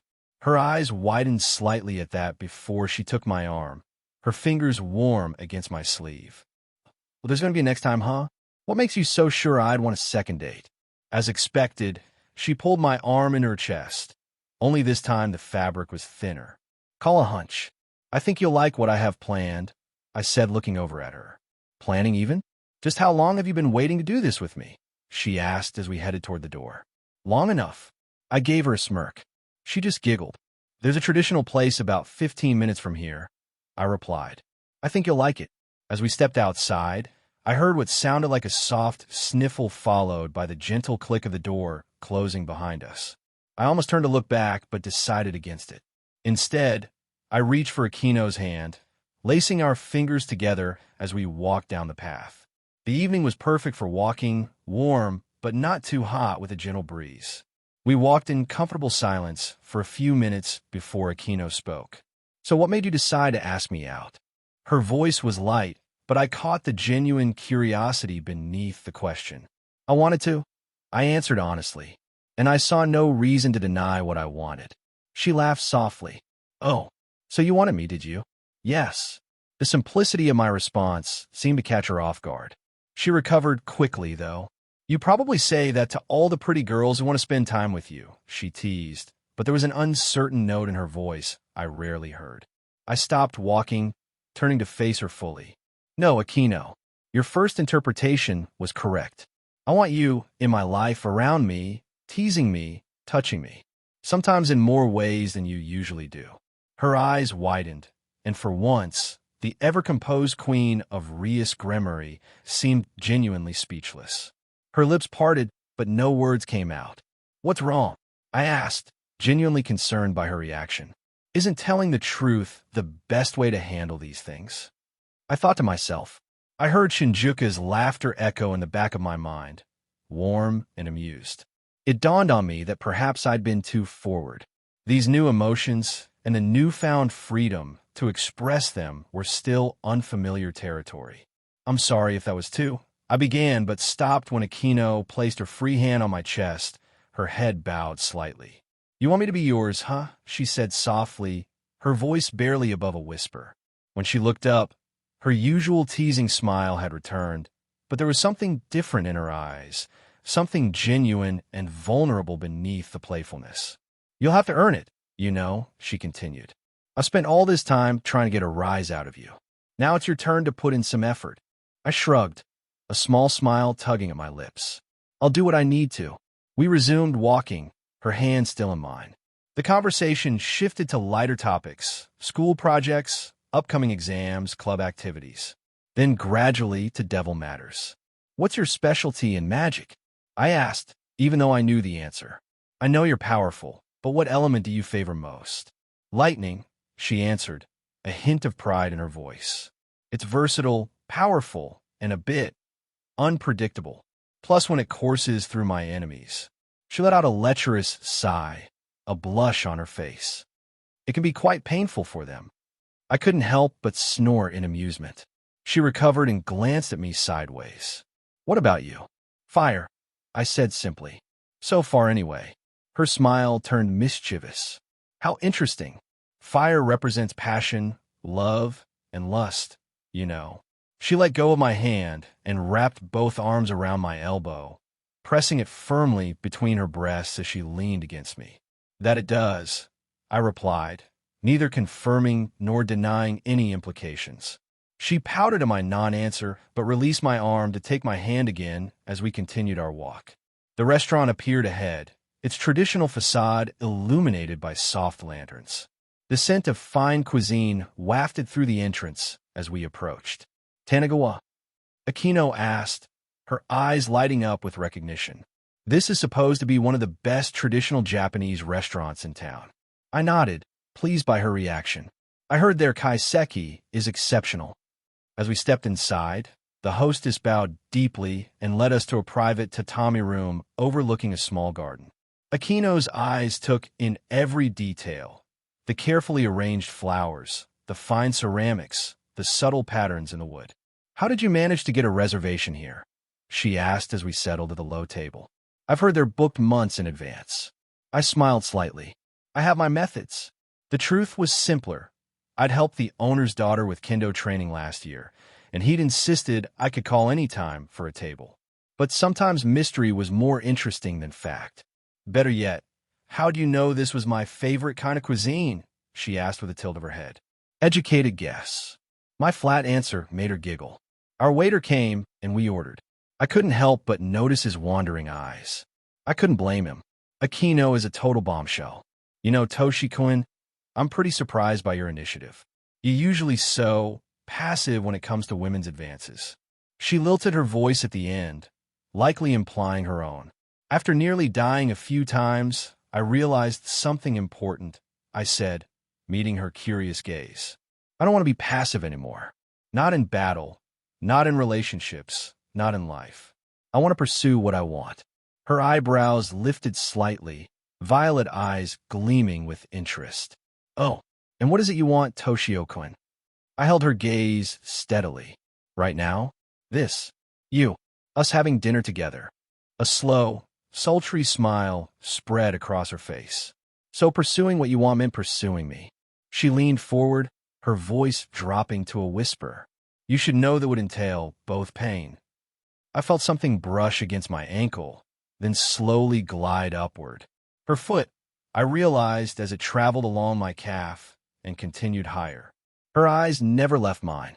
In pleasure, she finished, her foot reaching my inner thigh. Most men would have jumped or shown some reaction. I kept my composure, though I couldn't deny the warmth spreading through me. "I think I can handle it," I replied, my voice steady despite the distraction. A fleeting thought crossed my mind. I was glad I had damage nullification as a skill. The first course arrived, a delicate arrangement of seasonal appetizers that showcased the chef's artistry. Akino's eyes widened with appreciation as she took her first bite. "This is amazing," she said softly with a hand cupping her face. I watched her enjoy the food, finding unexpected pleasure in her delight. The moment felt significant somehow, the two of us sharing this space, this experience without pretense or audience.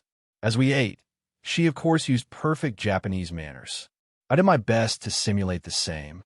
"Toshi-kun, I'm impressed how knowledgeable you are on traditional Japanese dining etiquette. You're even doing the little things." She smiled at me from across the table. "I may have researched a little before making the reservation." "Ah, you didn't have to do all that just to impress me." She giggled. "It's more so me wanting to meet you at your interests." Her eyes flickered with an emotion or thoughts I couldn't perceive before she put her smile back on. "Why, thank you, Toshi-kun. I'd love to see you meet me at some of my other interests." Her foot grazed my thigh again. I watched as her foot retreated back to her side of the table, our eyes meeting across the flickering candlelight. For a moment, we just looked at each other, my gaze calm but warm, hers playful and gentle. The ambient sounds of the restaurant seemed to fade away as I studied her violet eyes, noticing how they caught the light.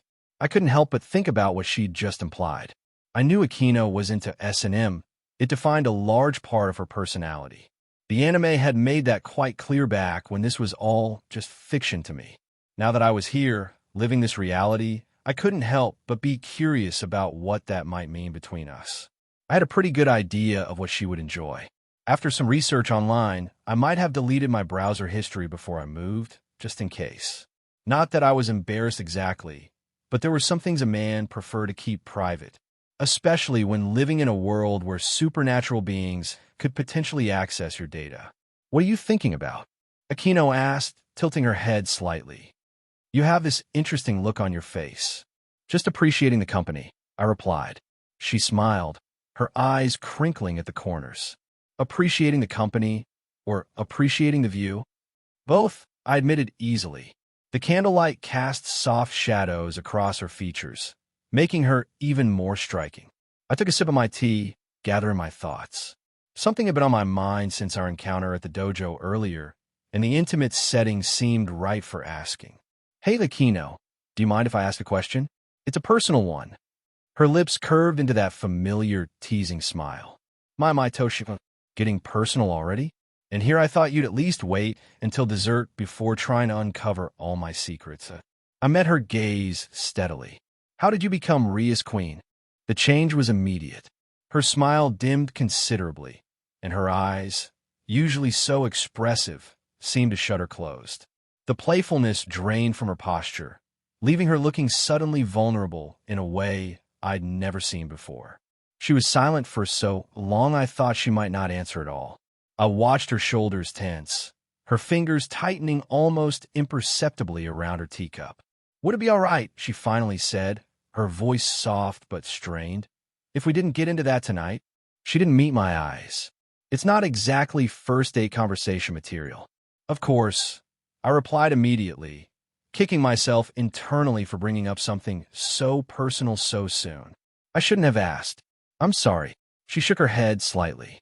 Don't apologize. It's a fair question. Just not tonight. I nodded, searching for a way to ease the tension I'd inadvertently created. How about an easier one then? How did you get so good at making tea? Every cup you serve at the ORC is perfect. The question seemed to catch her off guard. For a moment, she just stared at me. Then a small, genuine laugh escaped her. Not the teasing giggle she usually employed, but something lighter and more surprised. Tea, she repeated, her smile returning, though tinged with something melancholic. That's what you want to know about.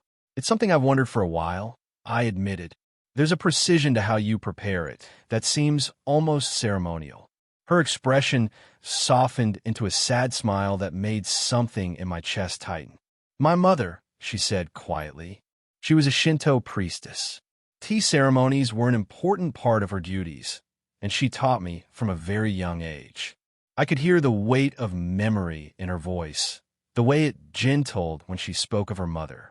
It was a side of Akino I'd never seen before, a glimpse behind the teasing facade she maintained so carefully. She sounds like she was a great person, I said softly. Akino's eyes met mine, and for once, there was no mask, no performance, just raw vulnerability and appreciation. She whispered, "Thank you for saying that." The moment hung between us, delicate and honest. I reached across the table and covered her hand with mine. She turned her palm up, our fingers intertwining naturally. We sat like that for a while, neither of us speaking, as the candlelight flickered and cast dancing shadows across the table. Eventually, the waiter returned with our main course, breaking the spell. Akino's usual demeanor gradually returned as we ate, though there was a new warmth to her smile, something more genuine than I'd seen before. "This is incredible," I said, savoring a perfect slice of seared wagyu. "I'll have to learn how to make food in this style. Maybe I could cook for you sometime." Akino's eyes lit up with interest. "Oh, are you any good in the kitchen, Toshi-kun?" "I like to think so," I replied, setting down my chopsticks. Rias seemed to enjoy the breakfast I made for her a while back. A slow, mischievous smirk spread across Akino's face as she leaned forward, her eyes twinkling with playful delight. My breakfast, Should I be asking about the morning after? Or the night before?" I couldn't help but laugh, the sound surprising even me. "Nothing like that. Remember she did the whole save my life thing. I figured I owed her that much. What a shame," she sighed dramatically, resting her chin on her palm. "And here I thought there might be a scandalous story worth hearing. Though I must say, the image of you cooking in an apron is quite appealing." "I'll remember that for next time," I said, matching her playful tone. "Though I can't promise anything scandalous. Unless you join in, that is." Akino took a sip of her tea, her eyes never leaving mine. "The night is still young, Toshi-kun. Who knows what might happen?" The waiter arrived with the next course, a delicate arrangement of seasonal fish with pickled vegetables. As we ate, our conversation drifted to lighter topics, favorite foods, cooking disasters, the best restaurants in town. There was an ease between us that felt both familiar and entirely new. By the time dessert arrived, a delicate wagashi with seasonal flavors, barely enough to feed half a person. I realized something had shifted between us. The constant dance of teasing and deflection had given way to something more genuine. It struck me how different she seemed outside of school and the ORC. Not that the teasing had stopped. This was still Aquino, after all, but it felt like part of a real connection rather than a performance. When the bill arrived, I waved away Aquino's offer to split it and placed my card in the leather folder. The amount was substantial, easily one of the most expensive meals I'd had in Kuo, but watching Aquino's expression throughout dinner had been worth every yen. "You didn't have to pay for all of it," she said, though her protest lacked conviction. "I wanted to," I replied simply, signing the receipt when it returned. It was my invitation. As we stood to leave, I offered my arm to her. She took it without hesitation, her body pressing against mine with a warmth that felt both comfortable and electric. The restaurant staff bowed as we departed, the cool evening air greeting us as we stepped outside. "That was lovely," Aquino said, looking up at me with genuine appreciation in her eyes. "Thank you for dinner, Toshio. The night doesn't have to end yet," I suggested, feeling a surge of confidence. "Are you up for dessert?" The restaurant was more decorative than filling. Her eyes lit up with that familiar, mischievous glint. "Dessert, What kind of dessert did you have in mind, Toshiko-en?" Her voice dropped to that sultry register that made my pulse quicken. "I can think of several sweet things we could enjoy together." "I know a place," I said, refusing to be flustered by her innuendo. We strolled through the quiet streets of Kuo, the night air carrying just a hint of autumn's approach. I led Aquino to a small cafe tucked away on a side street, its warm lights glowing invitingly through paper lanterns. It was almost 10, but this place stayed open late, catering to students and night owls. "Here we are," I said, holding the door open for her. The cafe was cozy, with only a few patrons scattered among the wooden tables. Traditional music played softly in the background, barely audible beneath quiet conversations. The scent of tea and sweet dumplings filled the air. "How charming," Aquino said, looking around with genuine interest. "I've passed by this street countless times, but never noticed this place." "It's easy to miss," I replied, guiding her to a small table in the corner. "But they make excellent tea and some of the best dango in town." When the server came, I ordered green tea and dango for both of us. Aquino's eyes widened slightly in surprise. "Green tea and dango," she said once the server had left. "You've managed to get another one of my favorites, though I don't indulge in it often." "Lucky guess," I offered with a small smile. "I think you know me better than you let on, Toshikin," she replied, resting her chin on her hand. The server returned with our tea and plates of colorful dango, artfully arranged on small ceramic plates. The fragrant steam from the tea wafted between us, creating an intimate atmosphere in our little corner. "I'm glad I can spoil you a little," I said, watching her face as she took her first bite of the sweet dumpling. "You deserve it." A flush of pink spread across her cheeks, surprising both of us. Aquino Himejima, the sadistic queen who made boys tremble with a glance, was blushing because of a simple comment. She quickly covered it by taking a sip of her tea, but I'd already seen it. My, she said, setting down her cup. "I don't remember you being this forward before. Toshio, you've changed." I considered her words, thinking about the past months, about Shinjuku, about how my soul had begun to unlock. "I hope it's for the better." "I can't help but agree," she murmured, her voice lower, more genuine than her usual teasing tone.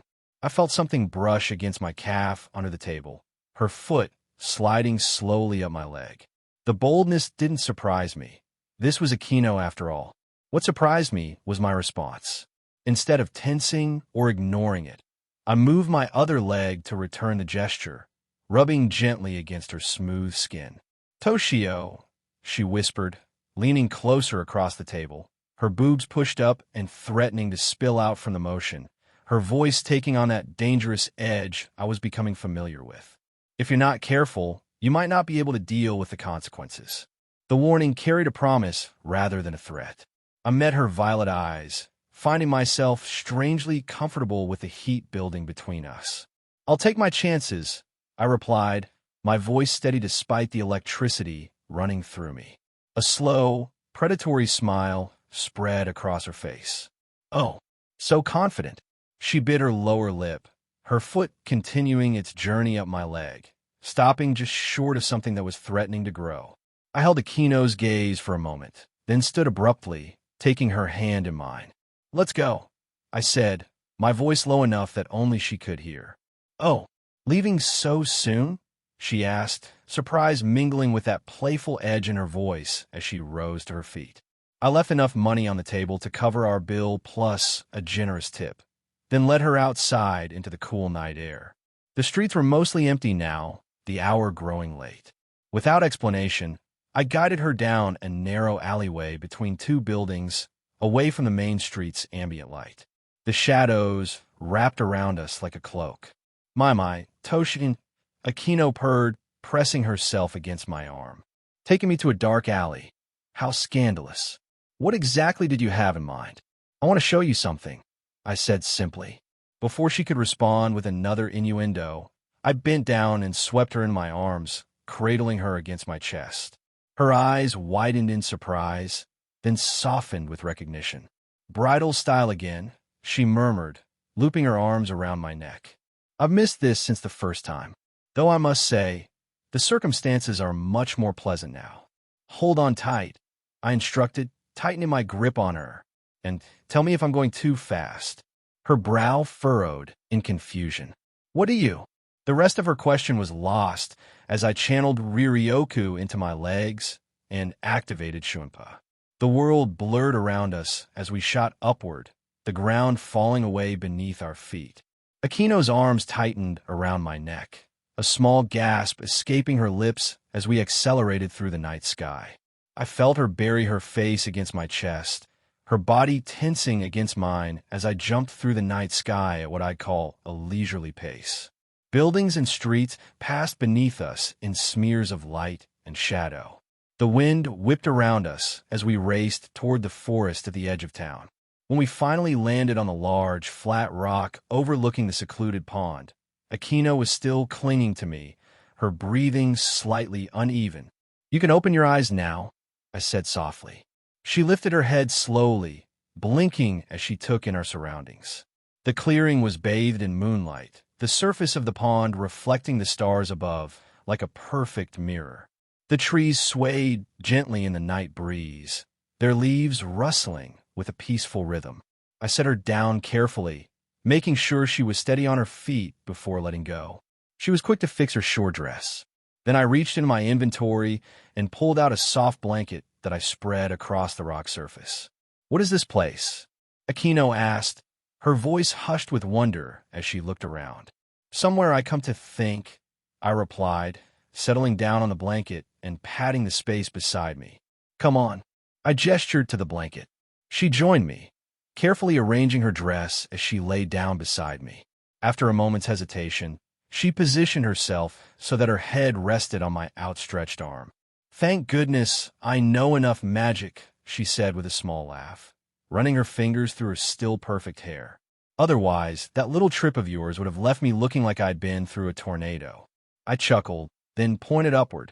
Look, above us, the night sky stretched endlessly, a vast canvas of deep indigo, studded with countless stars.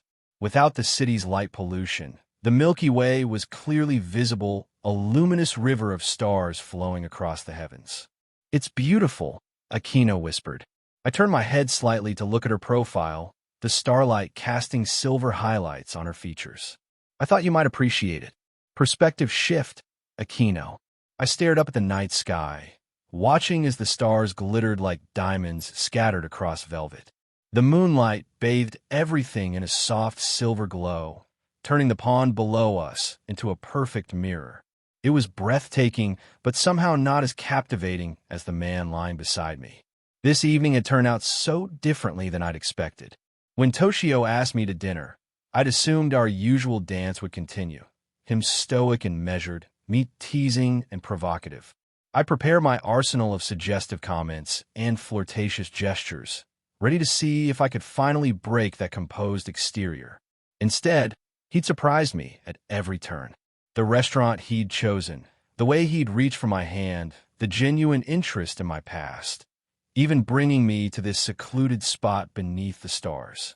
It wasn't the calculated seduction I'd braced myself for, but something far more disarming: sincerity. "What are you thinking about?" Toshio asked, his voice low and gentle in the quiet night. I smiled, still looking up at the stars. "Just how surprising you can be. Men have always been a complicated subject for me. After what happened with my father, well, I'd learned to keep my distance, to maintain control through teasing and manipulation. The only person I'd truly let in was Rias. She'd saved me when I had nothing left, given me purpose, family, a second chance. My loyalty to her was absolute.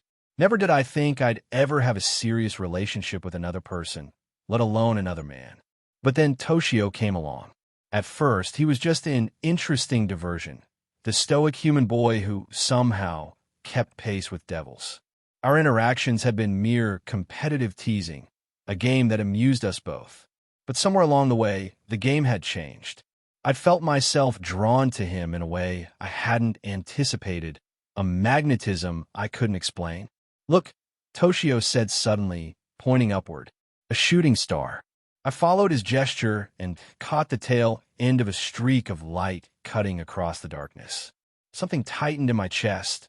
Hope, perhaps, or maybe just wishful thinking. I said, turning toward him and deliberately pressing my chest against his, "bringing a girl to a secluded spot under the stars.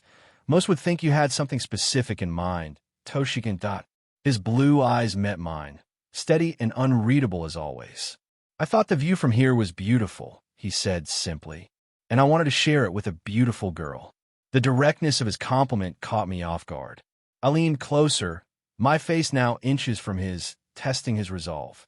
"You should be careful," I warned, only half joking. "I might get the wrong idea." "I know exactly what I'm doing," he replied, his voice steady. "I told you before, I've stopped restraining myself from things I want." His eyes held mine, intense and unwavering. "Maybe you should too." My breath caught in my throat. In his steel blue eyes, I searched for any hint of deception or manipulation, any sign that this was just another game. But all I found was sincerity, raw and unguarded. It was terrifying and exhilarating all at once. The moment stretched between us, electric and fragile. I could have closed the distance, pressed my lips to his, changed everything. But something held me back. Uncertainty, perhaps, or the weight of everything left unspoken between us. Eventually, Toshio broke the tension, looking back up at the sky. I rolled onto my back beside him, still resting on his outstretched arm, and tried to calm my racing heart. "See that cluster there?" he said, pointing upward. "That's Pleiades, the seven sisters. And over there," his finger traced a pattern across the stars. "That's Orion." I couldn't help but smile as he continued identifying constellations, explaining their mythology and astronomical significance with the same precision he applied to everything. It was endearing how he could switch from intense and forward to nerdy and analytical in the space of a heartbeat. Given his intelligence, strength, and discipline, he should have been a male version of Sona, but he was something else entirely. Warmer, more complex, with depths that continually surprised me. "And that's Andromeda," he concluded, his finger tracing the final constellation, named after the princess who was chained to a rock as a sacrifice. "How romantic," I teased. "She was rescued," he reminded me, a smile in his voice. "Perseus saved her. Some of us prefer to do our own saving," I replied, thinking of all the times I protected myself, fought my own battles. His arm tightened slightly around me. "I know. That's one of the things I admire about you." We lay there in comfortable silence for what felt like hours, though I couldn't be sure. Time seemed suspended in this quiet clearing, away from contracts and school and the complications of the supernatural world. Part of me wished we could stay like this indefinitely, just the two of us beneath the vast sky. He shifted to get up, signifying the end of the night, leaving me much more disappointed than I expected. I quickly got up as well. I prepared to teleport us back, me not wanting to endure the speed race again. I reached for my magic circle, intent on teleporting us back, but before I could form it, Toshio caught my wrist. His grip was gentle but firm as he pulled me toward him, our bodies suddenly close. My breath caught in my throat. "Wait," he said softly. "Not yet." I looked up at him, ready with a teasing remark about how I wasn't going to endure another high-speed journey through the air, but the words died on my lips. His eyes held something I'd never seen in them before, an intensity, a heat that made my pulse quicken. Gone was the analytical, measured gaze I'd grown accustomed to. In its place burned something primal and wanting. "Let me know if I'm going too fast," he murmured, but the context had shifted entirely from our earlier journey. His hand came up to cup my cheek, thumb brushing lightly across my skin. The simple touch sent electricity through me, more potent than any lightning I'd ever wielded. I couldn't look away from his eyes, couldn't move, couldn't think. Were those actual sparks of passion in the steel-blue depths? From Toshio, the man who'd maintained perfect composure through every provocation I'd ever thrown at him? Then he was leaning in, and my eyes fluttered closed of their own accord. When his lips met mine, soft and tentative at first, a moan escaped me, a sound of surprise and relief and hunger all at once. I hadn't realized how much I'd wanted this, needed this, until it was happening. All those months of teasing, of brushing against him, of pushing boundaries, they'd been building to this moment. I melted into the kiss, my body molding against his as if it belonged there. His lips moved against mine with a slow, deliberate rhythm that made my knees weak. I was dimly aware of my hands finding purchase on his shoulders, steadying myself as the world seemed to tilt beneath me. A sudden pop and crackle overhead broke through the haze of sensation.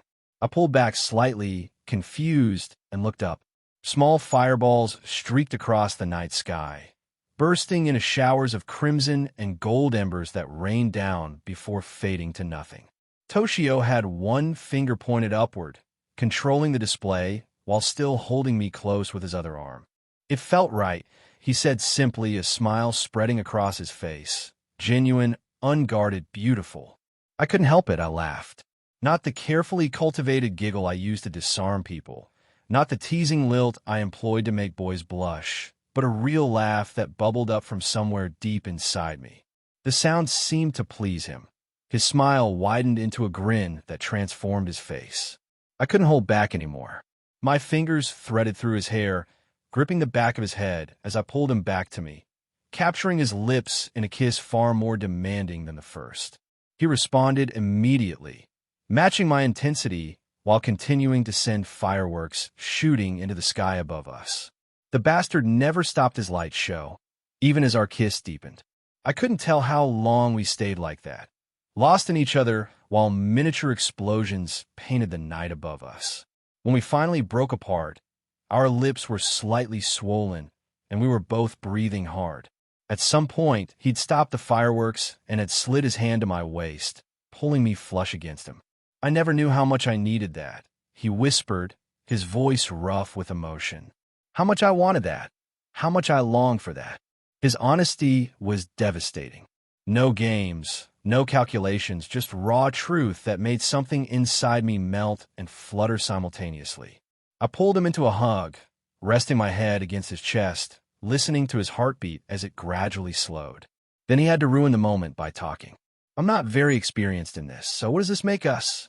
What happens now?" I pulled back and gave him a flat look. "Why didn't you think about that before you did this?" He shrugged, looking slightly sheepish but not at all regretful.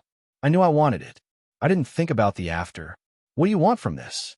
I asked, needing to hear him say it. His answer was immediate and simple. "You." I studied his face, searching for any hint of uncertainty. "Do you even know what you're asking for?" "Yes," he said firmly, his eyes never leaving mine. I shook my head slightly, unable to keep a small smile from forming.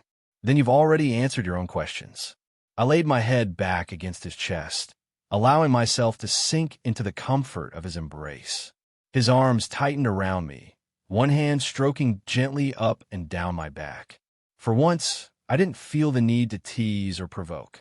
I just wanted to exist in this moment, with him.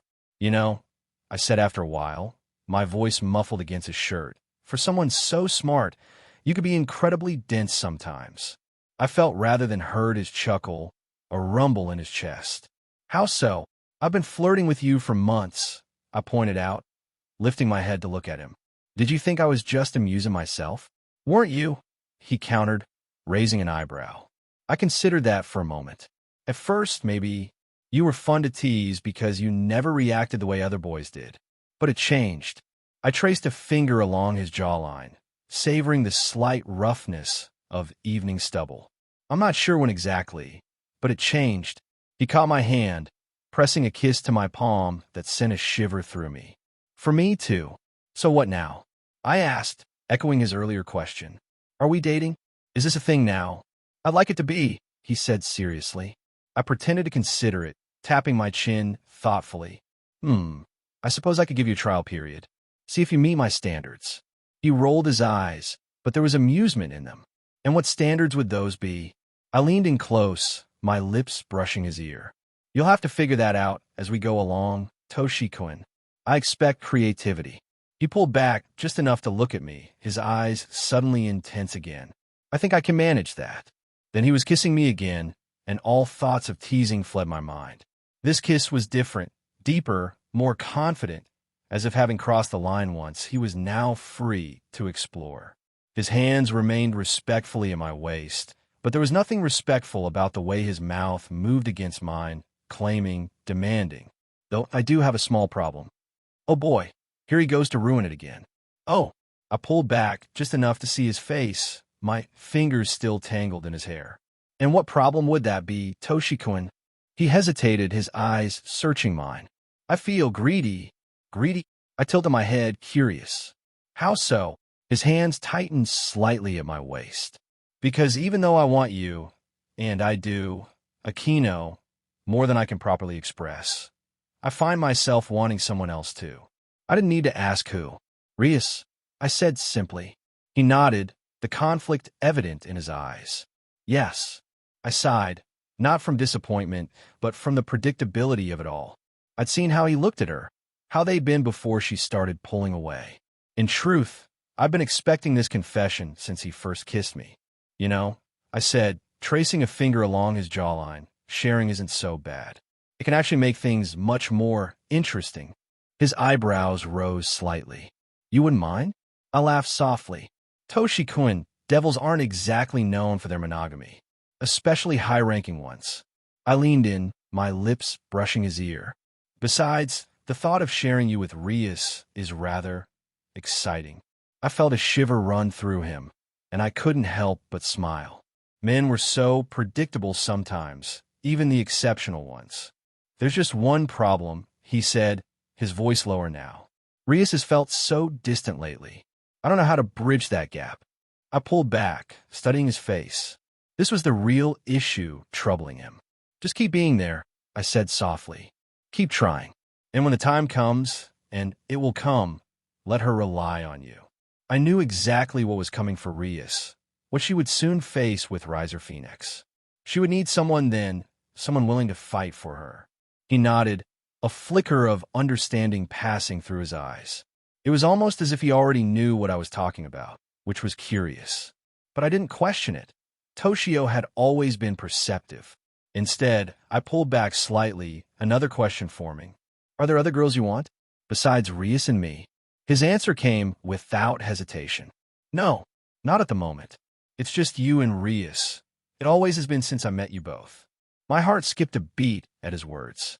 So simple, yet they affected me more than any elaborate declaration could have.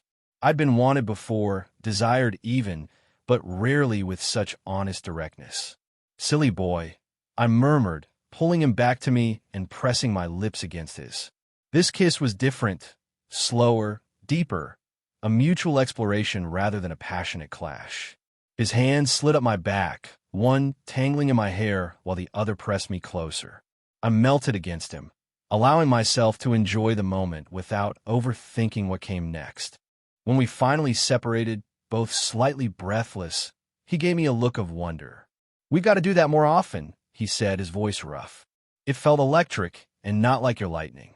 I laughed, pressing a finger to his lips. You don't have to say everything, Toshikin, I teased. Some things are better left implied. Looking at the night sky, I reluctantly added, it's getting late, and we still have school tomorrow. He sighed but nodded. You're right. We stayed holding each other for a moment longer, my head resting against his chest, listening to his heartbeat. He stepped back slightly, but keeping his hands on my waist. Let me take you home. I raised an eyebrow. I can teleport us, you know. Much more comfortable than your speed demon method. Where's your sense of adventure? He teased, but his expression softened. But fine, we'll do it your way. I began forming a magic circle beneath us, the familiar runes glowing crimson in the darkness. As the light intensified, preparing to transport us, Toshio pulled me close once more. I closed my eyes and teleported us both directly into the entry hall of the Gremory Peerage House. Reluctantly, I stepped back. Well, this is me. I had a wonderful time, he said, and the sincerity in his voice made my heart do a little flip. Me too, I admitted. We should do it again sometime. This weekend, he suggested, a hint of eagerness in his tone that was endearing. I laughed, surprised by his directness. My, aren't we eager? But yes, this weekend sounds perfect. I opened the door and let him out so he could go next door. Once outside, he pulled me into a hug. I'll see you tomorrow, I said, stepping back reluctantly from his embrace. And Toshikuin, I'm not going to hold back anymore. If you thought my teasing was a lot before, I let my voice trail off suggestively, a promise hanging in the air between us. His lips curved into a small smile. I'm looking forward to it. Before I could respond, he leaned in and kissed me again, quick but firm, a promise of his own. Before he left, he turned back to me. Akino, he said softly, his eyes serious. Thank you for tonight. I smiled, genuine and unguarded. Thank you for finally making a move, Toshikuin. I was beginning to think I'd have to resort to drastic measures. He did his characteristic snort. Good night, Toshikuin, I said softly. As I slipped back inside, I couldn't resist looking back one last time. He stood there watching me, bathed in moonlight, a small smile playing at his lips. Something warm and unfamiliar bloomed in my chest. Not desire, though there was plenty of that too, but something softer and more frightening. I closed the door behind me and leaned against it, touching my lips lightly with my fingertips. They still tingled from his kisses. Well, I whispered to myself, that was unexpected. A soft sound from the shadows made me tense, my hand automatically rising to summon lightning. Then Rias stepped into the light of the entryway, her expression unreadable. How was your date? She asked quietly. I hesitated, unsure what to say. There was a strange tension in the air between us. Not anger exactly, but something heavy and significant. It was... I searched for a word that could encompass everything I'd felt tonight. Surprising. Rias nodded slowly, her eyes studying my face. I'm glad, she said finally, and though her smile seemed a little sad, I could tell she meant it. I moved toward her, suddenly needing my best friend. Rias sighed. It's late, she interrupted gently. We should both get some sleep. We can talk tomorrow. She turned and headed up the stairs, her crimson hair cascading down her back like a river of blood in the dim light. I watched her go, feeling a complicated mixture of joy and guilt churning inside me. Tomorrow, I thought.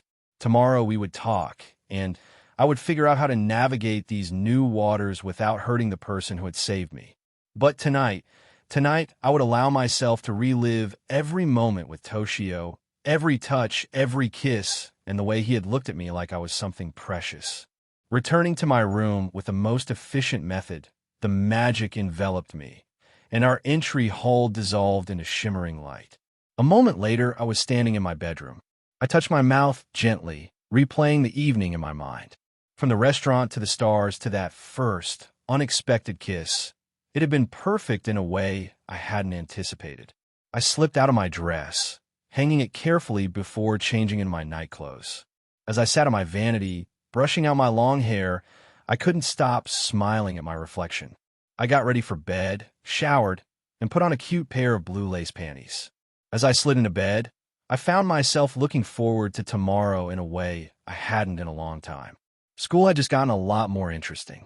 And if Toshio thought he'd seen the limits of my teasing before, he was in for quite a surprise. Now that I knew he wanted me too, I had so many new ways to drive him crazy.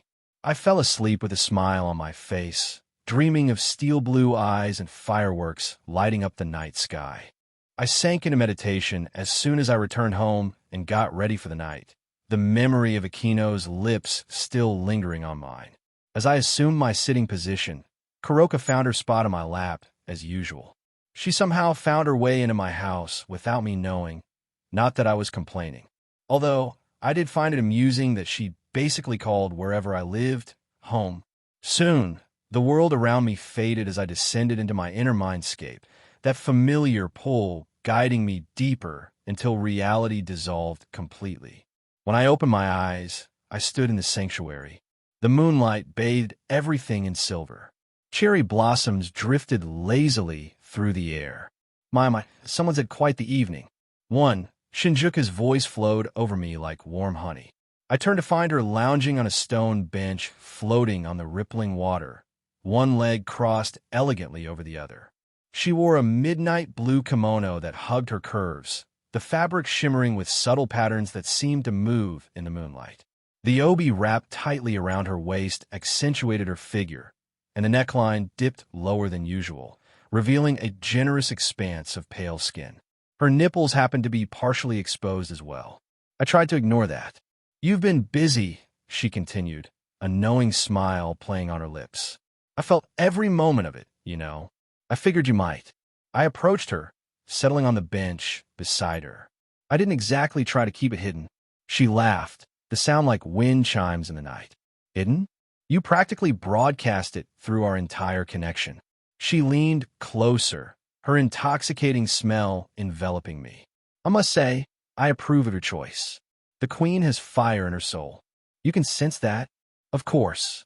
Shinjuka traced a finger along my jawline, her touch feather-light. "I am your soul. Remember? I feel what you feel, see what you see. And I can tell you that your little date has had quite the effect on us." She gestured toward the water, and I noticed for the first time that new floating flowers had bloomed, vibrant purple blossoms I'd never seen before, their petals almost electric in the moonlight. "Soul resonance has increased," she said, her voice dropping to a sultry whisper. "We're at 65% now. Your emotional awakening is accelerating our connection." I raised an eyebrow. "Just from one date? From accepting what you want and pursuing it," she corrected, shifting closer until her thigh pressed against mine. "From finally allowing yourself to feel without overthinking everything. From that kiss under the stars." He crept up my neck at the memory. It felt right. Of course it did. Her fingers trailed down my arm, leaving goosebumps in their wake. "Because it was what you truly wanted. What we wanted." I considered her words, letting them sink in. "So what happens now? With Akino, I mean. I've never actually been in a relationship before. Not in this life, anyway. And I can hardly count what I experienced in the last." Shinjuka's laugh was rich and knowing. "You're asking me for relationship advice? How adorable." She shifted, somehow ending up half in my lap, her arm draped around my shoulders. Her extremely generous bust pressed into me. "But if you insist on my wisdom." She leaned in, her lips brushing my ear as she spoke. "Follow your instincts, Toshio. They've served you well so far. Stop analyzing every interaction like it's a battle strategy. But, no buts." She pressed a finger to my lips, silencing me. "The problem with you is that you think too much. You spent so long suppressing your emotions that now you're overthinking how to express them." I sighed, knowing she was right. "And what about Rias?" I told Akino I had feelings for both of them. Greedy boy. Shinjuka's eyes gleamed with amusement. "But honesty was the right choice. Devils aren't known for their monogamy, as your queen so helpfully pointed out." She shifted again, somehow managing to press even closer. I could feel her hard protrusions through my clothes.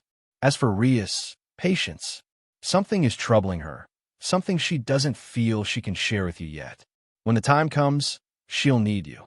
You sound like you know something I don't." Her smile was enigmatic. I know many things you don't, despite being part of you. The soul often understands what the mind refuses to see. It probably has something to do with me being a human, her a devil heiress, and a conversation from her family. I brought my hand to my chin. They probably tried to scare her off, reminded her of her engagement. If the series in my past life is any indication, I just don't understand this distance she's created. She was hardly distant from Issei when all that went down. Shinjuku gently pulled my chin, so I looked at her. You're overanalyzing again, despite being mostly right. Your opportunity will come, likely during that arc as you'd call it. She held a mischievous smirk. I frowned, trying to make sense of her cryptic words. So for now, I just, keep seeing Aquino and wait for Rias to come around. For now, you enjoy what you have. She traced patterns on my chest, her touch burning through my shirt. You've spent so long denying yourself pleasure, denying yourself connection. It's time to embrace it. Her words resonated with something deep inside me. I'd been so focused on survival, on getting stronger, on understanding this world, that I'd pushed aside everything else. But tonight, with Aquino, had awakened something I couldn't ignore anymore. Thank you, I said softly, for pushing me toward this, for not letting me retreat back into that emotional isolation. Shinjuku's eyes softened, though the seductive curve of her lips remained. You're welcome, my other half. Then she leaned forward and pressed her lips to mine. The effect was immediate. That now familiar sensation of completeness washing over me, filling every empty space inside me with warmth and light. It wasn't just a kiss. It was communion with the deepest part of myself, a reminder of what it felt like to be whole. When she pulled back, I was breathless, my heart racing. That's going to become like a drug if you keep doing it, I admitted. Her smile turned wicked. Good. She ran her thumb across my lower lip. You should crave me, crave feeling whole. It's excellent motivation, don't you think? I couldn't argue with that logic.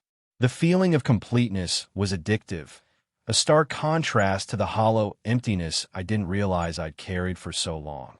Besides, she continued, her voice dropping to that dangerous register that reminded me so much of Aquino. The more you connect with others, the stronger our connection grows. Your date tonight was just the beginning. She stood in one fluid motion, her kimono rippling like water. Now, shall we train? I think you've earned a new technique after your progress tonight. I briefly wondered if her apparent horniness or seductive tendencies was another mirror for something I long since repressed. I rose to my feet, feeling lighter somehow. By all means. As we walked away from the bench, cherry blossoms swirling around us, I couldn't help but smile. For so long, I'd viewed emotions as a liability or useless distractions, as something to be controlled and contained. But Shinjuku was right. Maybe accepting them, embracing them, was the key to becoming stronger, not just in soul resonance, but in every aspect of my life. And if Aquino's kiss could make me feel this alive, this present in my own body, well, I was definitely looking forward to our next date. XXX. Next day, Toshio perspective. I woke up early the next morning, my mind still replaying every moment of the night before. Aquino's lips on mine, the stars above us, the way she'd melted against me. It felt almost dreamlike in the morning light. But the lingering tingle when I touched my lips confirmed it had been very real. As I gathered my things for school, I couldn't help but wonder what today would bring. Would she act differently around me? Would I? The thought sent an unfamiliar flutter through my stomach. Kuroka stretched lazily on my bed, watching me with those knowing golden eyes as I adjusted my uniform. What? I asked her, feeling strangely self-conscious under her feline scrutiny. Do I look different today, or something? She just blinked slowly, her tail swishing with what I could only describe as amusement. Before heading out, I walked over and scooped her up, cradling her against my chest. Her purr kicked in immediately, vibrating against my hands. I'll be back later, I told her, scratching under her chin the way she liked. Her eyes narrowed in pleasure, and I couldn't help but smile. I pressed a quick kiss to the top of her head, earning a chirp-like sound I rarely heard from her. Try not to destroy anything while I'm gone, I added as I set her down. She stretched again, looking utterly unconcerned with my request, before padding away toward the kitchen. As I left my front door, I paused for a moment, looking at the Gremory Manor next door. I was used to walking to school on my own, but now that we were all neighbors, I looked forward to walking with the ORC group. I walked up to their front door and rang the bell. After a moment, the door swung open to reveal Kiba, already dressed in his uniform, his hair perfectly styled as always. Toshio. His eyebrows lifted slightly in surprise. "Good morning." "Morning," I replied, keeping my voice casual. I was thinking, since we're neighbors now, we might as well walk to school together. Kiba's surprise melted into a smile. "That's a great idea. Come in for a moment. The girls are almost ready." I stepped into the entrance hall, feeling strangely nervous, which was ridiculous considering how much time I'd spent with all of them. But that was before I'd kissed Aquino under the stars. I heard footsteps on the stairs and looked up to see Aquino descending. The moment our eyes met, her face lit up with a smile that made my heart skip. Without warning, she rushed forward, threw her arms around my neck, and pressed her lips to mine. The kiss was brief, but electric, sending a jolt through my entire body. When she pulled back, her violet eyes sparkled with mischief and something warmer. "Good morning, Toshi-kun," she purred, her arms still looped around my neck. "Morning," I managed, acutely aware of Kiba watching us with undisguised interest. "No holding back, right?" Aquino said softly, her breath warm against my lips. "That's what we agreed." Before I could respond, I heard more footsteps and looked up to see Rias coming down the stairs. She paused briefly when she saw us, her expression flickering with something I couldn't quite identify before settling into a polite smile that didn't reach her eyes. "Good morning, Toshio," she said, her voice carrying that same formal tone she'd been using with me lately. "This is a surprise. I thought we said we could all walk to school together," I explained, stepping back from Aquino slightly. "Since we're neighbors now." "That's right. We did," Rias replied. She gathered her bag and moved toward the door. "Shall we go, then? We don't want to be late." We filed out of the house, falling into a natural walking formation. Rias on the far left, then Kiba, then Aquino, with me on the right end. The tension was palpable, at least to me. Rias kept her gaze forward, barely engaging in the conversation as Kiba chatted about some of his most recent contract clients. Aquino, meanwhile, had slipped her arm through mine, pressing herself against my side in a way that made it difficult to concentrate on walking straight. Her breast pressed firmly against my arm, and I could feel the warmth of her body through her uniforms. The contact wasn't unusual. Aquino had been doing this for months, but the context had changed entirely. Now I knew exactly how soft her lips were, how she tasted, how it felt to hold her close with nothing between us but moonlight. I glanced over at Rias, who was pointedly not looking in our direction. Her jaw was set, her shoulders tight, and I could practically feel the chill emanating from her. It didn't make sense. She'd been the one to create distance between us, yet she seemed upset by my closeness with Aquino. I leaned down slightly to whisper in Aquino's ear. "Maybe we should tone it down a bit. I think it's bothering Rias."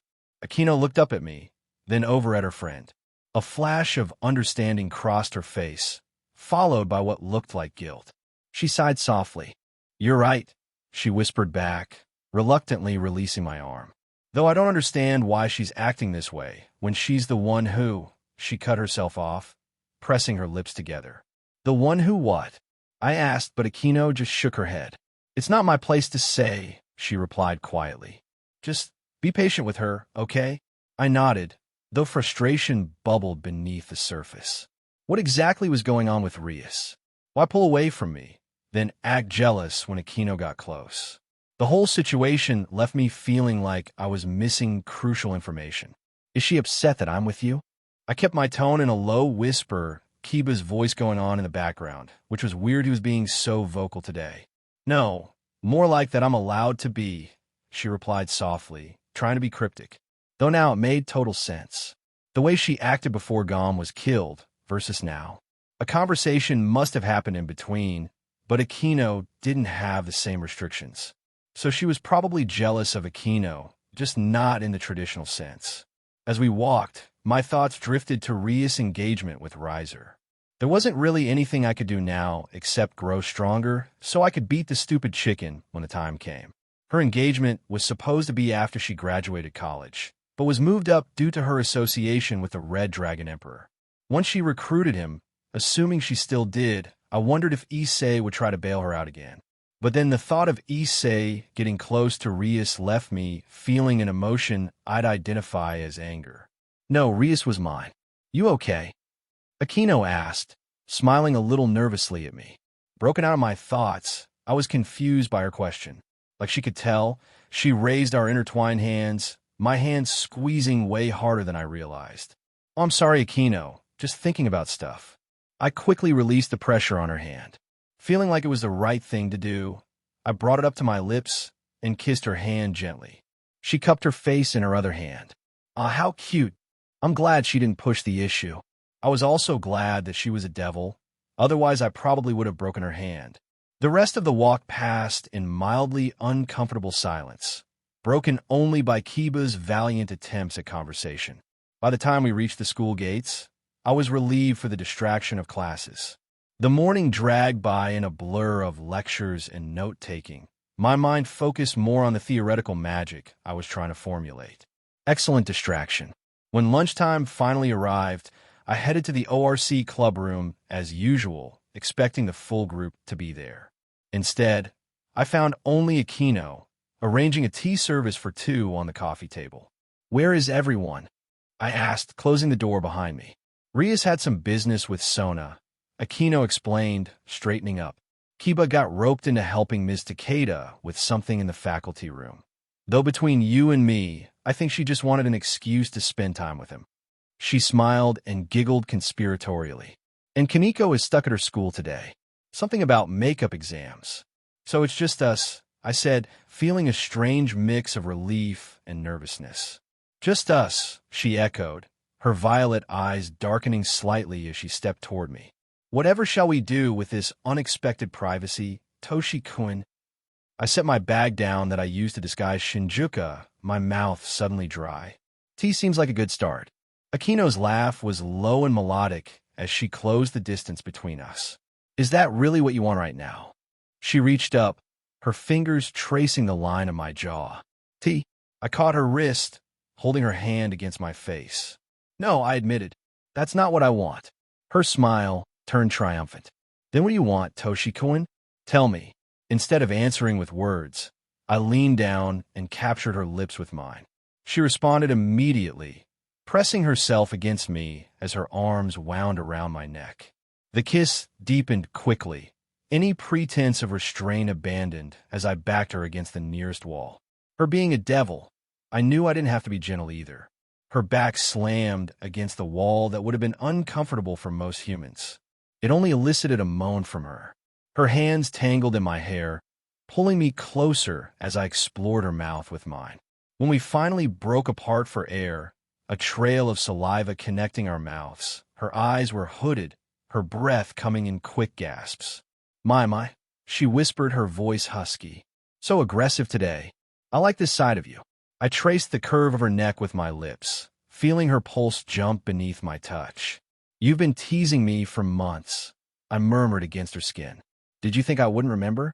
Her laugh turned into a soft moan as I found a sensitive spot just below her ear. I was hoping you would. I was hoping you'd punish me, she moaned out. My hands settled on her waist, holding her firmly against the wall as I continued my exploration of her neck, her jawline, the delicate shell of her ear. Her reactions were intoxicating. Each gasp, each shiver, each breathless whisper of my name, sending heat coursing through me. When I returned to her lips, the kiss was even more intense than before, out tongues battling for dominance. Her hand slid down my chest, fingers working in my uniform jacket, pushing it off my shoulders. I let it fall, too caught up in the sensation of her touch to care. You know, she breathed between kisses. I've imagined this so many times. But reality is so much better. I pulled back slightly, studying her flushed face. You've imagined this? Us. Her smile was almost shy, a stark contrast to her usual confident demeanor. Of course I have. Haven't you? If you'd asked me a few months ago, I might have said in passing. But lately, I started to admit, brushing a strand of hair from her face. More than I should have. Her eyes darkened at my confession. Tell me, she whispered, pressing herself closer. Tell me what you imagined. I leaned in, my lips brushing her ear as I described exactly what had filled my late-night thoughts. Her beneath me, above me, the sound she might make, the taste of her skin. With each word, I felt her breathing quicken, her body arching against mine. I let my instinct run wild for the first time in either life, abandoning the cold boundaries of reason and logic. Toshio, she gasped when I finished, her voice strained. If you keep talking like that, I won't be responsible for what happens next. I smiled against her neck. Is it a promise or a warning? In answer, she pulled my face back to hers, kissing me with renewed hunger. Her leg hitched around my waist, pulling me closer, and I groaned at the contact. My hand slid down to support her thigh, fingers digging into the soft flesh through her uniform skirt. Her drenched, lace panties pressed against the growing bulge of my pants. More, she breathed against my lips. Touch me more. I complied, my free hand sliding up her side, brushing the curve of her breast through her uniform. Even that light touch made her gasp, her head falling back against the wall. Encouraged, I continued my exploration, learning what made her breath catch, what made her moan. When my fingers found the buttons of her blouse, however, I hesitated, my rational mind not willing to completely leave me. Are you sure about this? Here. Her eyes opened, dark with desire but clear with certainty. Yes, she whispered. I want this. I want you. My mind started to haze over. I took her wrists and pinned them above her head, slamming them against the wall. My other hand left her creamy thigh, gripping her school blouse, ripping the buttons open, freeing her bra-covered breasts. She gasped at the motion, her wrapped legs squeezing me against her very wet panties. 2. My hand found a bra clasp, not even bothering how to figure out how to undo it. I'd never done it before. I ripped it open, grabbing the front part of the bra, ripping it off her chest. Her exposed boobs were beautiful. After admiring them for a few seconds, my lips found her open, panting mouth. Her face sported a crimson flush of arousal. My hand groped her boob, causing her to moan louder in the kiss. Then, I pulled away after removing her wrapped leg from me. She stared at me breathless, surprised, aroused, and confused. The rational part of my mind returned. I didn't want to do something we'd regret, or have someone walking on us. I'd made her my girlfriend yesterday. Sex the next day was too quick, at least for me. But that didn't mean I wouldn't spin the narrative a little. I'm pretty thirsty. I think I'll have that tea now, I said casually, walking over to the couch, picking up the still steaming teacup, sitting down and sipping on it. Aquino came over soon after, slamming both hands on the table, moving her boobs in wonderful ways, the force knocking the other teacup over. She stared into my eyes with intense desire and hunger. What, pant, do you think of doing? She almost sounded desperate. How's that for punishment? I said in amusement. Her eyes widened, then she looked down. She bit her lip and moaned, her thighs quivering. Did she just... As the thought crossed my mind, I saw a few small beads of liquid escape her panties and trail down her perfect thighs. She totally did. Geez, that's incredibly arousing. I did my best to keep my smirk casual as I sipped the delicious tea. She looked up at me, eyes burning in challenge. You are so going to pay for that, she huffed out. Looking forward to it. I sipped the tea audibly. She finally smirked. She moved to sit on the couch next to me. As she stumbled, I purposely tripped her, catching her on my lap. Hello, gorgeous. I sipped the tea with my free hand. Toshio, you don't know what you're doing to me, she whispered hotly. I have a pretty good idea. I smirked at her. I lifted her torso up, and I kissed her, more gently this time. She wrapped her arms around my neck, melting into the kiss. I'm extremely glad I happened to do some prior research before all this went down, I thought as we continued. Just then, the bell sounded the start of passing period, signaling the end of lunch. Our kiss paused, then I pulled away. She looked longingly into my eyes. I think my eyes might have been doing the same. Come on, you can't go to class like that. I chuckled as I helped her stand. She pouted. You're the one who did it. I pecked her on the lips. And I'd do it again, I said matter of fact. I turned to pick up Shinjuku. I adjusted my pants before turning back to Akino. I could have caught it, given my reaction time, but I let the flying object hit me square in the face. I held out my hand to catch it as it fell. Soaking wet, black lace panties. A tiny amount of liquid had actually splashed on my face. That's the start of your punishment, Toshi-kun. You could have had so much more too. Her uniform was already repaired like it was never damaged. Probably her clothing equipped magic. I unconsciously licked the corner of my mouth where some of the liquid had splashed. Not only does it smell good, the taste. I'm going to need more of that soon, I think. I stashed the panties in my inventory for safekeeping. Hope you don't mind if I use those later. Akino gave a mock gasp. Era, Toshikin, whatever for. Her hand covered her innocent smile. I'll leave that to your imagination. I replied as we both started walking out the door. But before I did, I turned around abruptly, facing Akino. I pulled her in for a chaste but long kiss. When we separated, I spoke. We made this official yesterday, Akino. We can have fun, of course, but there's no reason to rush things. We have a long time together, I said seriously. Her eyes were briefly conflicted, then she gave me a genuine smile.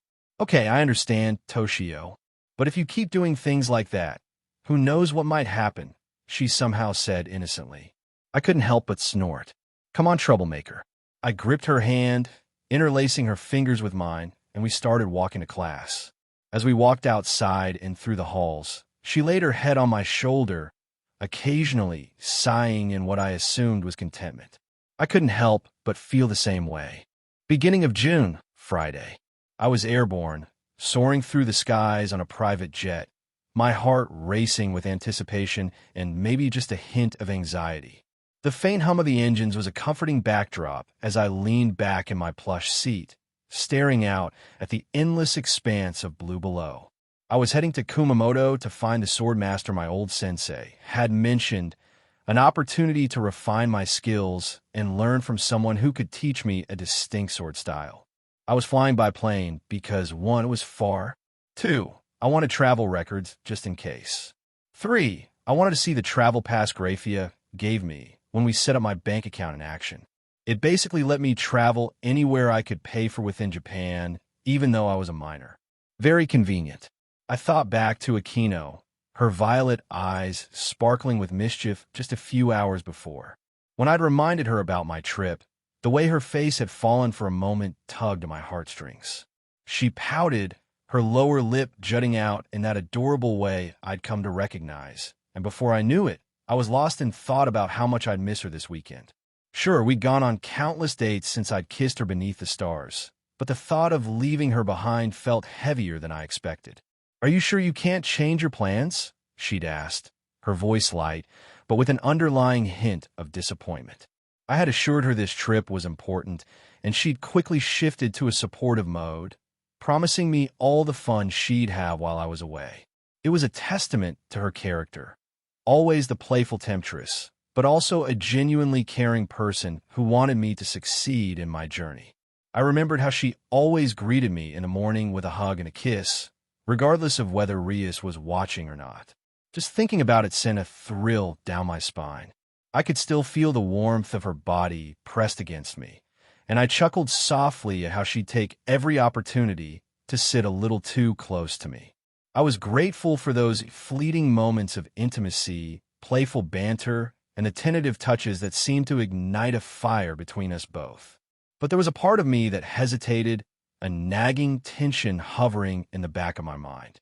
I had a strong desire to push our boundaries further, particularly after what we'd shared that night under the stars and the ORC the day after. Hell, Shinjuku had encouraged it. But the thought of Rias and her situation weighed heavily on me.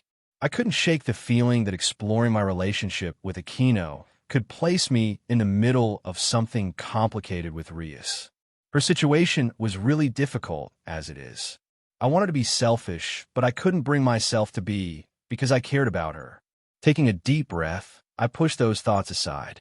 I wouldn't let my worries ruin this trip or my time with Aquino. I had a mission: to find the sword master, see if he'd train me, and return with new knowledge to share with Aquino and the rest of the ORC.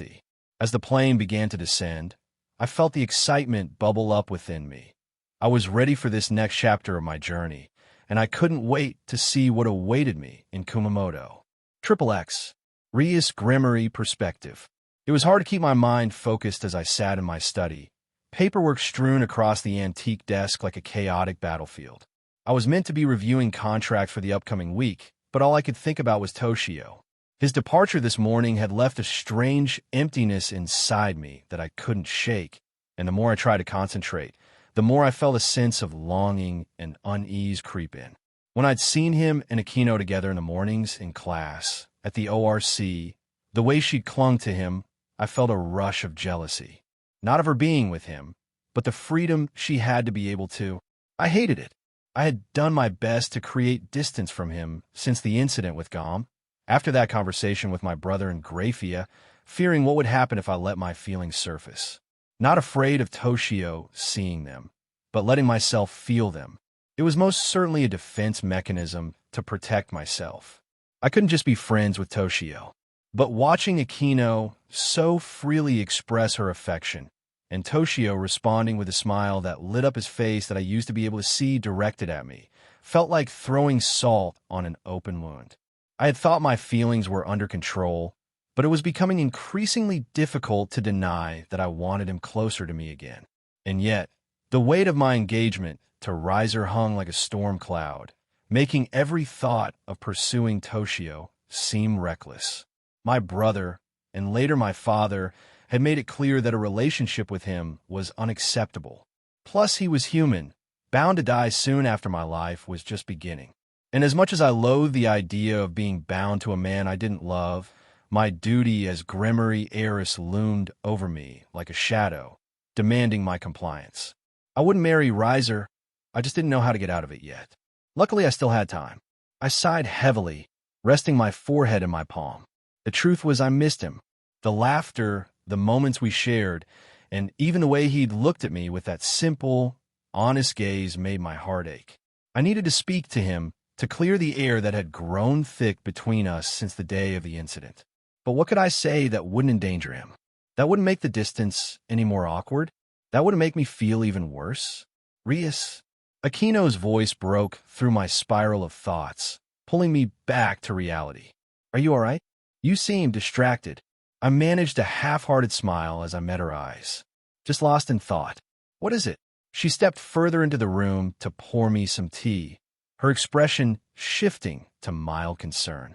You've been working for hours without a break. You should probably take a break, otherwise you'll get wrinkles, she joked. Thank you, Aquino, I replied exasperatedly, pushing the papers aside. I suppose I could use a break. The truth was, I couldn't afford to let myself spiral further down this path of distraction. I needed to focus on my duties, to prepare for whatever challenges lay ahead. But even as I resolved to ground myself, a small part of me yearned for something more than just duty and obligations, something beyond races. And as I kept thinking about Toshio, I couldn't help but wonder if there was a way to bridge the gap and reclaim the bond we once shared before it was too late. XXX. Aquino perspective. The moment before Toshio reminded me that he had to leave for Kumamoto, I felt a strange mixture of excitement and tension at the prospect of another date. I had spent the entire morning daydreaming about our possible plans, imagining all the ways we could explore this new connection we'd forged together. But now, with him away, the emptiness loomed larger than I'd anticipated. I'd never missed a man before, let alone to this extent.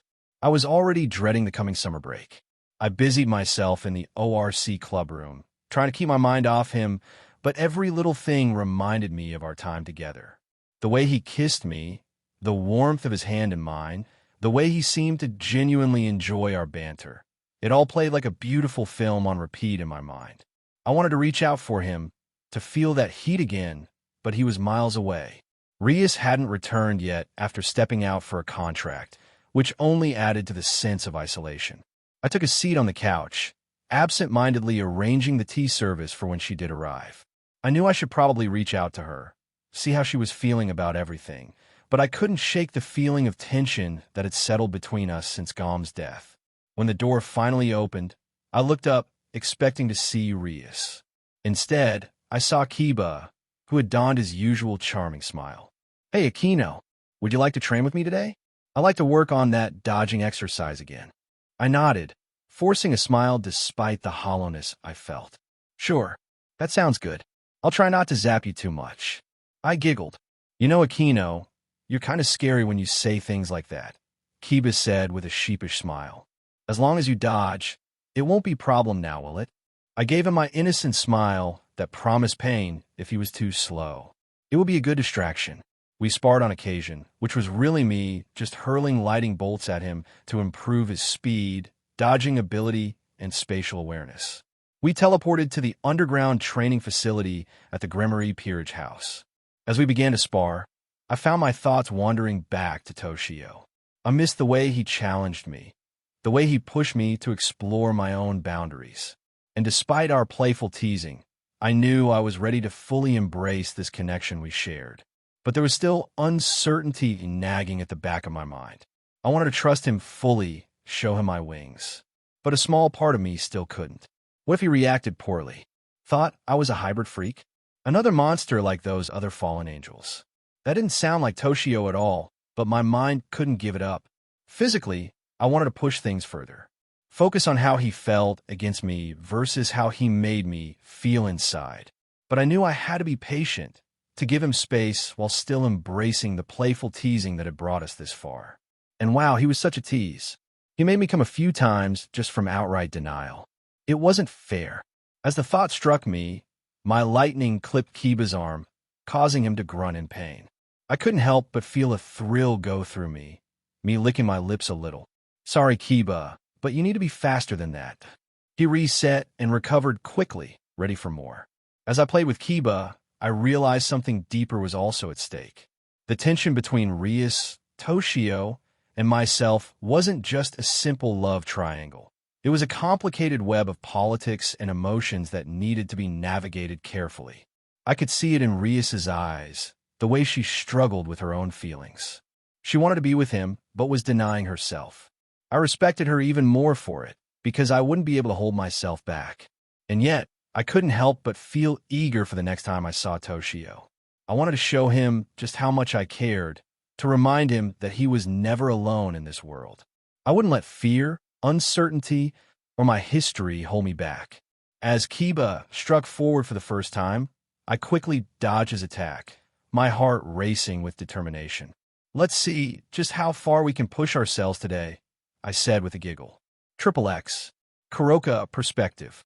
I laid on a large lounge chair in the sitting nook above the front door, watching the golden hues of dusk paint the sky through the huge window, and the tranquility of the moment settled around me like a warm blanket. Yet beneath that calm surface, my thoughts were a chaotic swirl centered on Toshio. He had told me he designed and built this cat paradise nook just for me. Knowing how much thought he put into made me feel funny things that I wasn't ready to identify. And despite his human status, he never ceased to surprise me. He understood I wasn't just some ordinary cat. In fact, he treated me as an equal, like a roommate, not a pet. Of course, there was no way he knew who I really was. That'd be impossible. Even my dear Chiron didn't know what I looked like in cat form. Part of my evidence that he knew was that the furniture in the nook was big enough for a full-grown person to relax, despite the area only allowing a small creature access through a small wall tunnel. Toshio took care of me, pampering me with delicious food and the chocolates I hoarded like treasure. I couldn't help but relish those moments when he would cuddle with me at night, his warmth enveloping me, making me feel protected and cherished. It helped that he had a delicious body that was growing by the day. I often peeked when he would be getting dressed. He was impressive in several ways. What shocked me most was how much I enjoyed it when he kissed the top of my head. The act should have felt repulsive, given that I'd only let my dear sister Chiron ever give me that kind of intimacy. Yet with Toshio it felt different. It was endearing in ways I struggled to articulate. The way he moved through the world, so determined to learn and grow stronger, fascinated me. His magical practice was unlike anything I had ever encountered. He was delving into intricate spells, dabbling in magic more advanced than what I had thought possible, pushing boundaries I had never dared to explore. I watched him train and experiment with magic in silent awe, and a part of me wondered if he might one day be compatible with Senjutsu or Tuki. The thought sparked a flicker of excitement within me. Perhaps I could teach him some of these techniques one day. I heard a familiar distant ring suddenly. I quickly transformed into my normal form, clothes absent as I continued to lounge in the nook Toshio had built for me. I answered my interdimensional cell phone. Vale, what surprise, Naya? Call for work or pleasure? I absent-mindedly played with my left nipple, causing it to stiffen. Enough, Kuroka. I have a new lead on a new potential member of the team. Biko the monkey Yukai. I need your help recruiting him. He knows Jiu-Jitsu like you, so he may see more value joining by being able to learn from you. Vala started, basically demanding it from me. I'm leaving tonight to head over to China to see about recruitment. I've given Azazel a good enough excuse for him not to question my absence. That sounds like an awful lot of work. I pouted. Don't you think it would be more fun to make kittens instead? I half teased. I had been trying to get Vala to make a move for a while, as he would make very strong offspring. Though I'd given up at this point, it was still fun to tease him. No, meet me at the usual spot. He hung up after that. I sighed. I stood up and stretched my arms up, arching my back, doing interesting things to my boobs, I'm sure. Too bad Toshio wasn't here to see it. Duty calls, I grumbled. But I think I'll have some of that delicious chocolate Toshio made just for me before he left. I happily chirped to myself. He was quickly becoming my favorite human. XXX. Toshio perspective.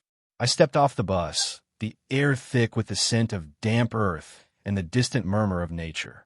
Kumamoto was more picturesque than I anticipated, with its rolling hills and clusters of quaint traditional houses. But I had no time for sightseeing. My mind was set on finding Yamamoto Katsunari and learning from him. I glanced around, feeling a mix of excitement and nerves as I approached a small group of locals gathered near a vendor selling sweet rice cakes. Their chatter was lively, and I caught snippets of their conversation mingling with the gentle breeze. Clear my throat, I approached them. Excuse me, I began. I'm looking for Yamamoto Katsunari. Do you know where I might find him? The group turned to me, their friendly faces morphing into expressions of interest. One older gentleman with a kindly smile and twinkling eyes stepped forward. Ah, Katsunari? You mean the old caretaker of Riagando Cave? Just follow the path north from here, and you'll find it in no time. He's usually there, tending to the grounds. Thank you, I replied, relieved I didn't have to search long as I nodded appreciatively to him and the others. Following their directions, I made my way up the winding path, anticipation bubbling within me. Soon, I caught sight of the entrance to Riagando Cave, a small tourist attraction that seemed to bask in the tranquility of its surroundings. The area felt steeped in history, as though the weight of Miyamoto Musashi's legacy lingered in the air. As I approached, I noticed an old man sweeping leaves off the stone pathway. He was lean and weathered, his gray hair wild and unkempt, and his skin tanned from years spent under the sun. His sharp eyes, dark and unreadable, flickered with an odd glint of mirth as I drew closer, and I felt a strange energy radiate from him, despite his apparent frailty. "Excuse me," I called out, unsure if he could hear me over the rustling leaves. "Do you know Yamamoto Katsunari?" He paused, setting his broom down and turning toward me with a grin that crinkled the edges of his eyes. "Of course I know him. He's me." His voice was gravelly, but carried a warm, mischievous undertone. I snorted at the reference. "I was hoping to find you. My sensei, an old dojo master, sent me to learn from you as a student." "Is that so?" He examined me with a scrutinizing gaze, as if weighing my worthiness. "Most come here as tourists. Are you sure you're not just here to gawk at the place?" "No, I'm serious," I said, holding out the card my master had given me. "I need to refine my skills and learn a sword style. Basic kendo isn't enough." Yamamoto took the card, squinting at it closely, and then looked back at me, the earlier playfulness replaced with a newfound intensity. "Ah, I see," he said, his expression shifting. "You're one of those students, then? You've defeated the young brat, huh?" I blinked in surprise. "What do you mean?" He waved a hand dismissively. "Let's just say the young buck has a way of sending the best of his students my way. If that kid ever lost a kendo duel to one of his students, and they asked for something silly like a sword style, he would send them to me. Here you are." I couldn't help but feel a strange mix of honor and confusion. "So you will teach me?" Yamamoto scratched his scraggly beard, a glint of amusement in his eyes. "If you can prove you're worth the trouble, brat. I don't take on just anyone." "What do I need to do?" I asked, determination fueling my desire to learn. His expression turned serious. "Let's see how you fare in a duel. Think you're ready for that, brat?" I nodded without hesitation, adrenaline pumping through my veins. "I'm ready." "Good," he said, a hint of a smile creeping back onto his face. "Follow me. This will be a fun little test." As I followed the old man up the steps of Riagando Cave, I felt a mix of excitement and nerves. This was it, my opportunity to train under someone who was a true swordmaster. I resolved to limit the Ryuryoku I'd use, as I didn't want to hurt the old guy. The dim light filtered through the cave, entrance, and treetops. I couldn't shake the feeling that I was stepping into a world filled with history and secrets. Yamamoto Katsunari paused near the entrance and rummaged through a nearby pile of equipment. I watched him with keen interest, wondering what he would pull out. Then, with a flourish, he lifted 2 shurnai, one for each of us. He tossed one toward me, and I caught it instinctively, feeling the familiar weight settle comfortably in my grasp. "Now, let's move outside to the courtyard." "I just swept this," he said, his voice gruff yet jovial. There was an inexplicable energy about him, as if he thrived on the chaos of combat.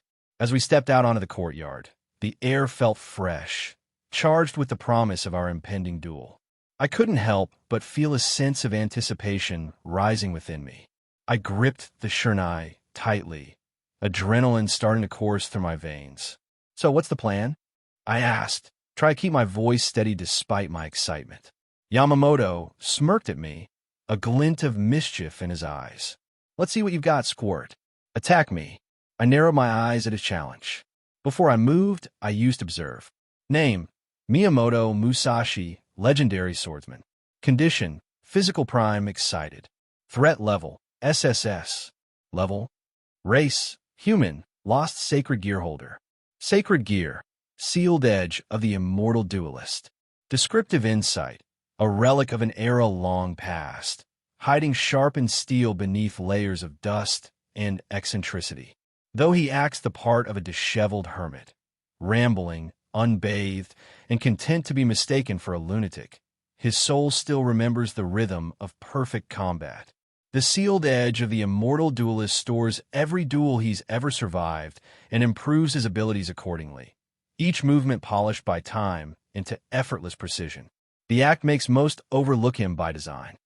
My eyes widened once I realized who this was. "Well, shit," I murmured to myself. "Well, are you just going to stand there gawking? Or are you going to attack me?" The old man beckoned me closer, a twinkle of mischief in his eyes as he added, "I don't have all day." "Oh wait, I do." A hearty laugh escaped him, echoing through the courtyard. I couldn't help but smirk at his eccentricity. He might look like a relic of the past, but there was a sharpness to him that seemed to defy his weathered appearance. This was my chance to prove myself. I readied my stance, feeling the familiar surge of adrenaline coursing through my veins. Now knowing who he was, I wasn't holding back. With a burst of speed that pushed the limits of my physique, I launched myself at him, my shurnai slicing through the air with precision. But just as I thought I caught him off guard, the old man's expression sharpened, and he deflected my strike effortlessly, as if I were a child swinging at a dojo master. "Is that all you've got?" He laughed again, his voice booming with a playful challenge. "You'll have to do better than that."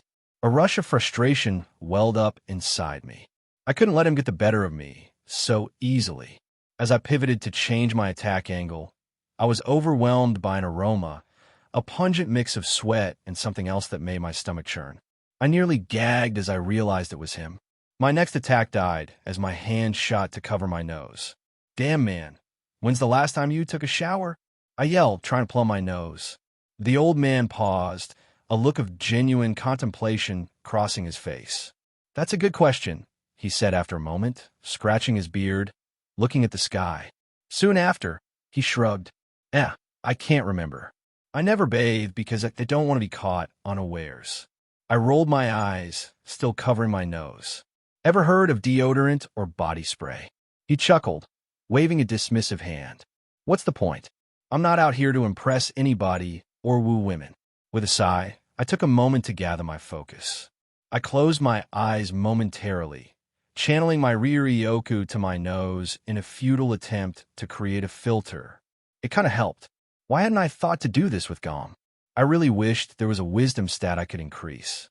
Steeling myself, I jumped back to create distance as I prepared for another attack. This time, I would outsmart him and test his speed.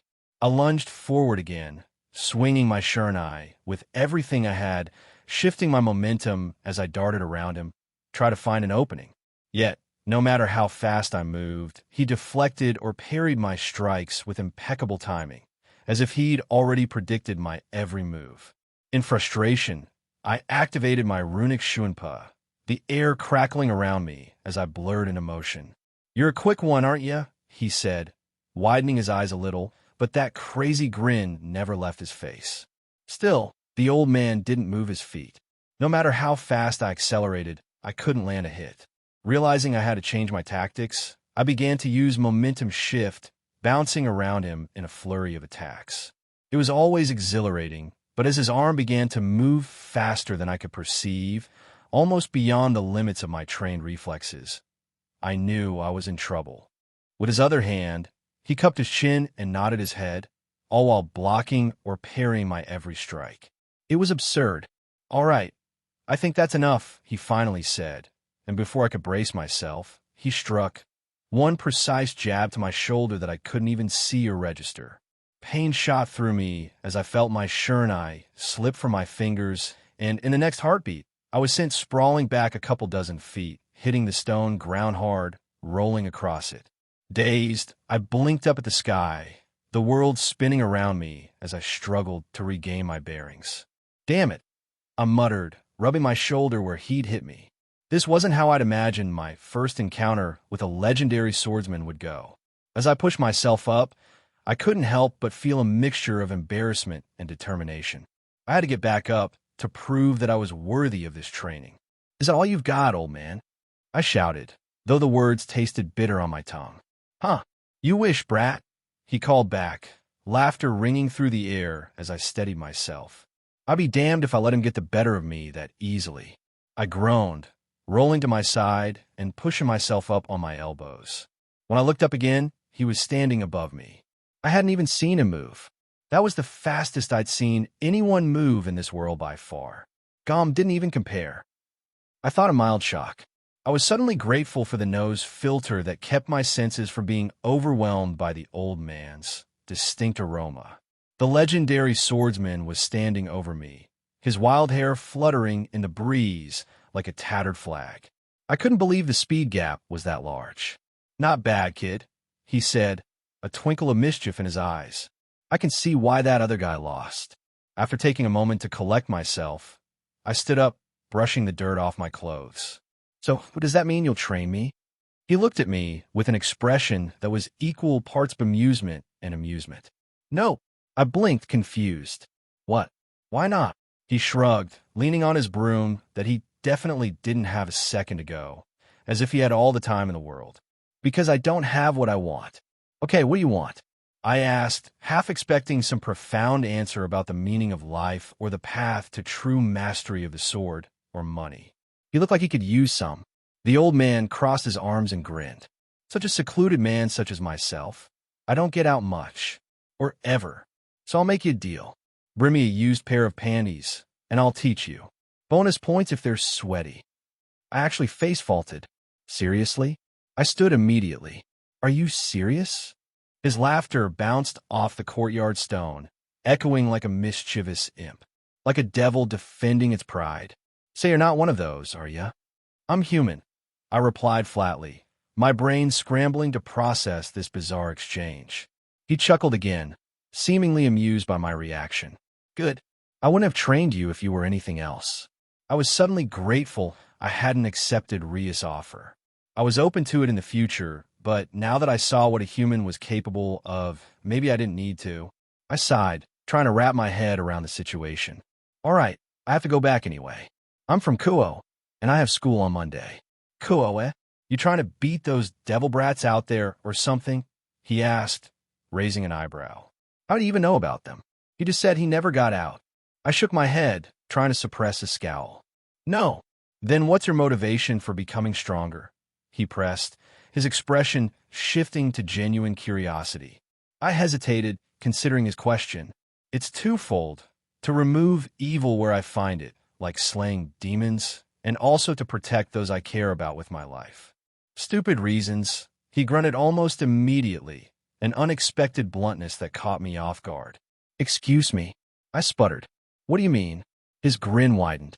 The best reason to fight is because you enjoy it. Everything else can follow after that. I pondered his words, a strange flutter of realization stirring inside me.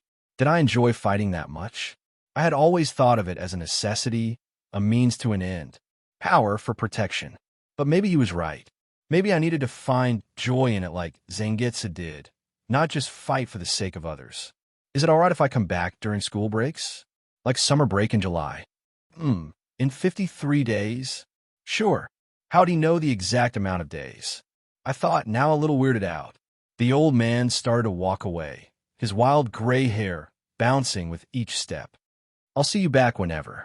But don't forget about those panties, he yelled back with an angry tone, quickly switching back to laughter coloring his voice.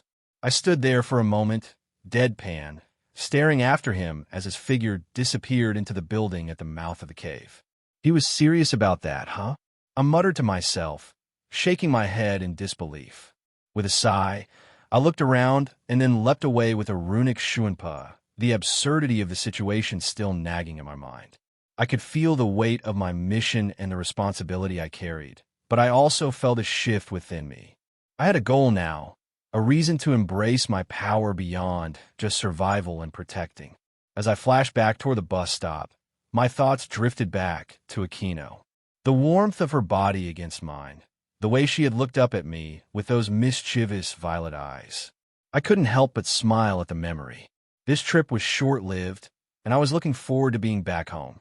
But now I was eagerly anticipating my trip back here to learn from such a strong human. Ye Lord, mask of blood and flesh, all creation, flutter of wings, ye who bears the name of man, inferno and pandemonium, the sea barrier surges, march on to the south. Hado number 31, Shakahao. I thrust my palm forward, channeling my Ryuryoku with precision. A small crimson orb formed in front of my hand, pulsing with unstable energy. For a brief, hopeful moment, I thought it might actually work, but then the sphere sputtered and dissolved into wisps of red smoke. Damn it, I muttered, dropping my arm and rolling my shoulder. I've been at this for over an hour now, trying different variations of Ryuryoku output. Sometimes I push more power into the spell, sometimes less, but the result remained frustratingly consistent. A tiny red ball that fizzled out before I could launch it. Unlike Byakurai, where I couldn't even form the lightning, at least Shakahao was taking shape, but it was still useless if I couldn't stabilize it. I took a deep breath and centered myself. The training ground behind my house were quiet this morning, the early summer air still cool enough to be comfortable. Perfect conditions for practice, yet I had nothing to show for it. Let's try again, I said to no one in particular. I closed my eyes, focusing on the flow of energy within me. I could feel my Ryuryoku responding, circulating through my body like a current. The incantation had helped. At least I was getting further than my attempts with Byakurai, but something was still missing. Ye Lord, mask of blood and flesh, all creation, flutter of wings, ye who bears the name of man, inferno and pandemonium, the sea barrier surges, march on to the south. Hado number 31, Shakahao. Another red sphere formed, slightly larger this time, glowing with potential. I held my breath, willing it to stabilize. For 2 seconds, maybe 3, it hovered above my palm, and I felt a surge of excitement. Then it collapsed again, dissolving into nothing. This is getting ridiculous, I growl, frustration building in my chest. I checked my status window, hoping to see some kind of skill had formed, but there was nothing. No Shakahow skill, not even something generic like keto proficiency to show for my efforts. Just the same old list I'd had before starting this training session. You may be asking why I was outside here in the clearing rather than my newly built training basement. I was experimenting with something I wasn't used to and didn't want to blow up my stuff for my new house. Plus, the sunlight was nice to be in. I was already spending too much time down there working on my physique and magic formulas. I sighed and looked over at Kuroka on her stone pillar. The black cat was lounging on the custom-built stone pillar I'd created for her, which now had an overhead balcony to provide shade. The roof was constructed in such a way that a feline could lounge on it quite comfortably if they wanted sun instead. I was starting to think I was spoiling her a little too much. It's fun too, I thought. She was pretending not to watch me, her golden eyes half-lidded as if she were about to doze off, but I knew better. If she truly wasn't interested, she'd actually be asleep. In the months she'd been living with me, I'd learned to read her feline body language. Enjoying the show? I called over to her. Her tail flicked once in response, neither confirming nor denying my accusation. I refocused on my task, determined to make at least some progress today. One more attempt couldn't hurt. Ye Lord, mask of blood and flesh, all creation, flutter of wings, ye who bears the name of man. Inferno and pandemonium. The sea barrier surges, march on to the south. Hado number 31, Shakahow. The crimson orb flickered into existence, hung in the air for a brief, promising moment, then fizzled out like all the others. Screw this, I muttered, my patience finally exhausted. I dropped my arms to my sides, letting my shoulders slump. This clearly wasn't working.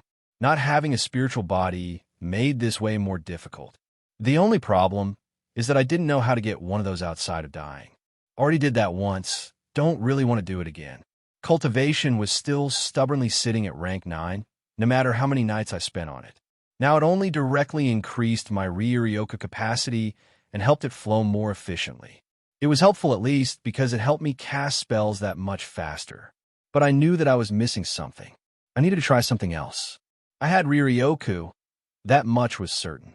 If I couldn't channel it through the structured pathways of keto, perhaps I needed to try something more direct. I held out my right hand, palm up, and began to concentrate.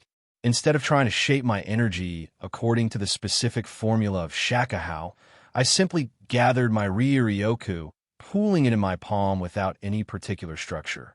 The familiar warm sensation spread through my arm as the energy concentrated. If I can't do keto, I thought, what about the other energy attacks for Bleach? Getsuge Tenzo seemed too specialized for Zangetsu, and I wasn't sure Zero would work for a human like me. But there had to be something. I reached out mentally to Shinjuka, the Zanpakuto secured on my back. Any suggestions on how I might replicate some kind of energy attack? Her voice echoed in my mind, smooth and amused. You're overthinking it, as usual. Stop thinking about it, and just do it. Use your instinct that you so commonly like to ignore. I pouted a little, considering her words. I was getting better, I muttered. Doing what your adolescent hormones tell you doesn't really count, she giggled out. Clear your mind of thoughts on how to do it. I couldn't help but grumble, just a little, but then did what she told me to. I raised my hand and aimed at the tree in front of me, clearing all of my thoughts. I was not going to just try. I was not going to attempt. I was not going to fail. The tree was simply going to perish. As I gave up on thinking and simply let go, something unexpected happened. A dark red orb materialized in front of my outstretched hand, growing rapidly in both size and intensity. The crimson sphere pulsed with raw power, casting eerie shadows across the clearing as it illuminated everything around me with its bloody glow. I could feel the heat radiating from it, the energy drawing from somewhere deep within me. Holy shit, I whispered, my eyes widening as the orb continued to expand, now the size of a basketball and growing denser by the second. The energy felt different from my previous attempts, wilder, more primal, less structured than Keto. It wasn't just Riryoku. There was something else feeding into it, something darker that I couldn't identify. The pressure building in my palm became unbearable, like trying to hold back a flood with my bare hands. I couldn't contain it anymore. With an instinctive push of will, I released the energy. The red orb erupted into a devastating beam that tore through the air with a sound like reality itself was being shredded. The blast, nearly 3 feet in diameter, slammed into the tree, then evaporated the middle of it, and the next dozen trees behind that one. A perfect cylinder of destruction was carved into the forest for about 60 feet. The trees, realizing they no longer had a base, fell and toppled to the ground. New skill unlocked. Incomplete Suro. Rank 1, a drastically inferior version of a true Zero, but still powerful enough to be considered a threat to weaker opponents. Will evolve to the skill Zero once ? Is achieved.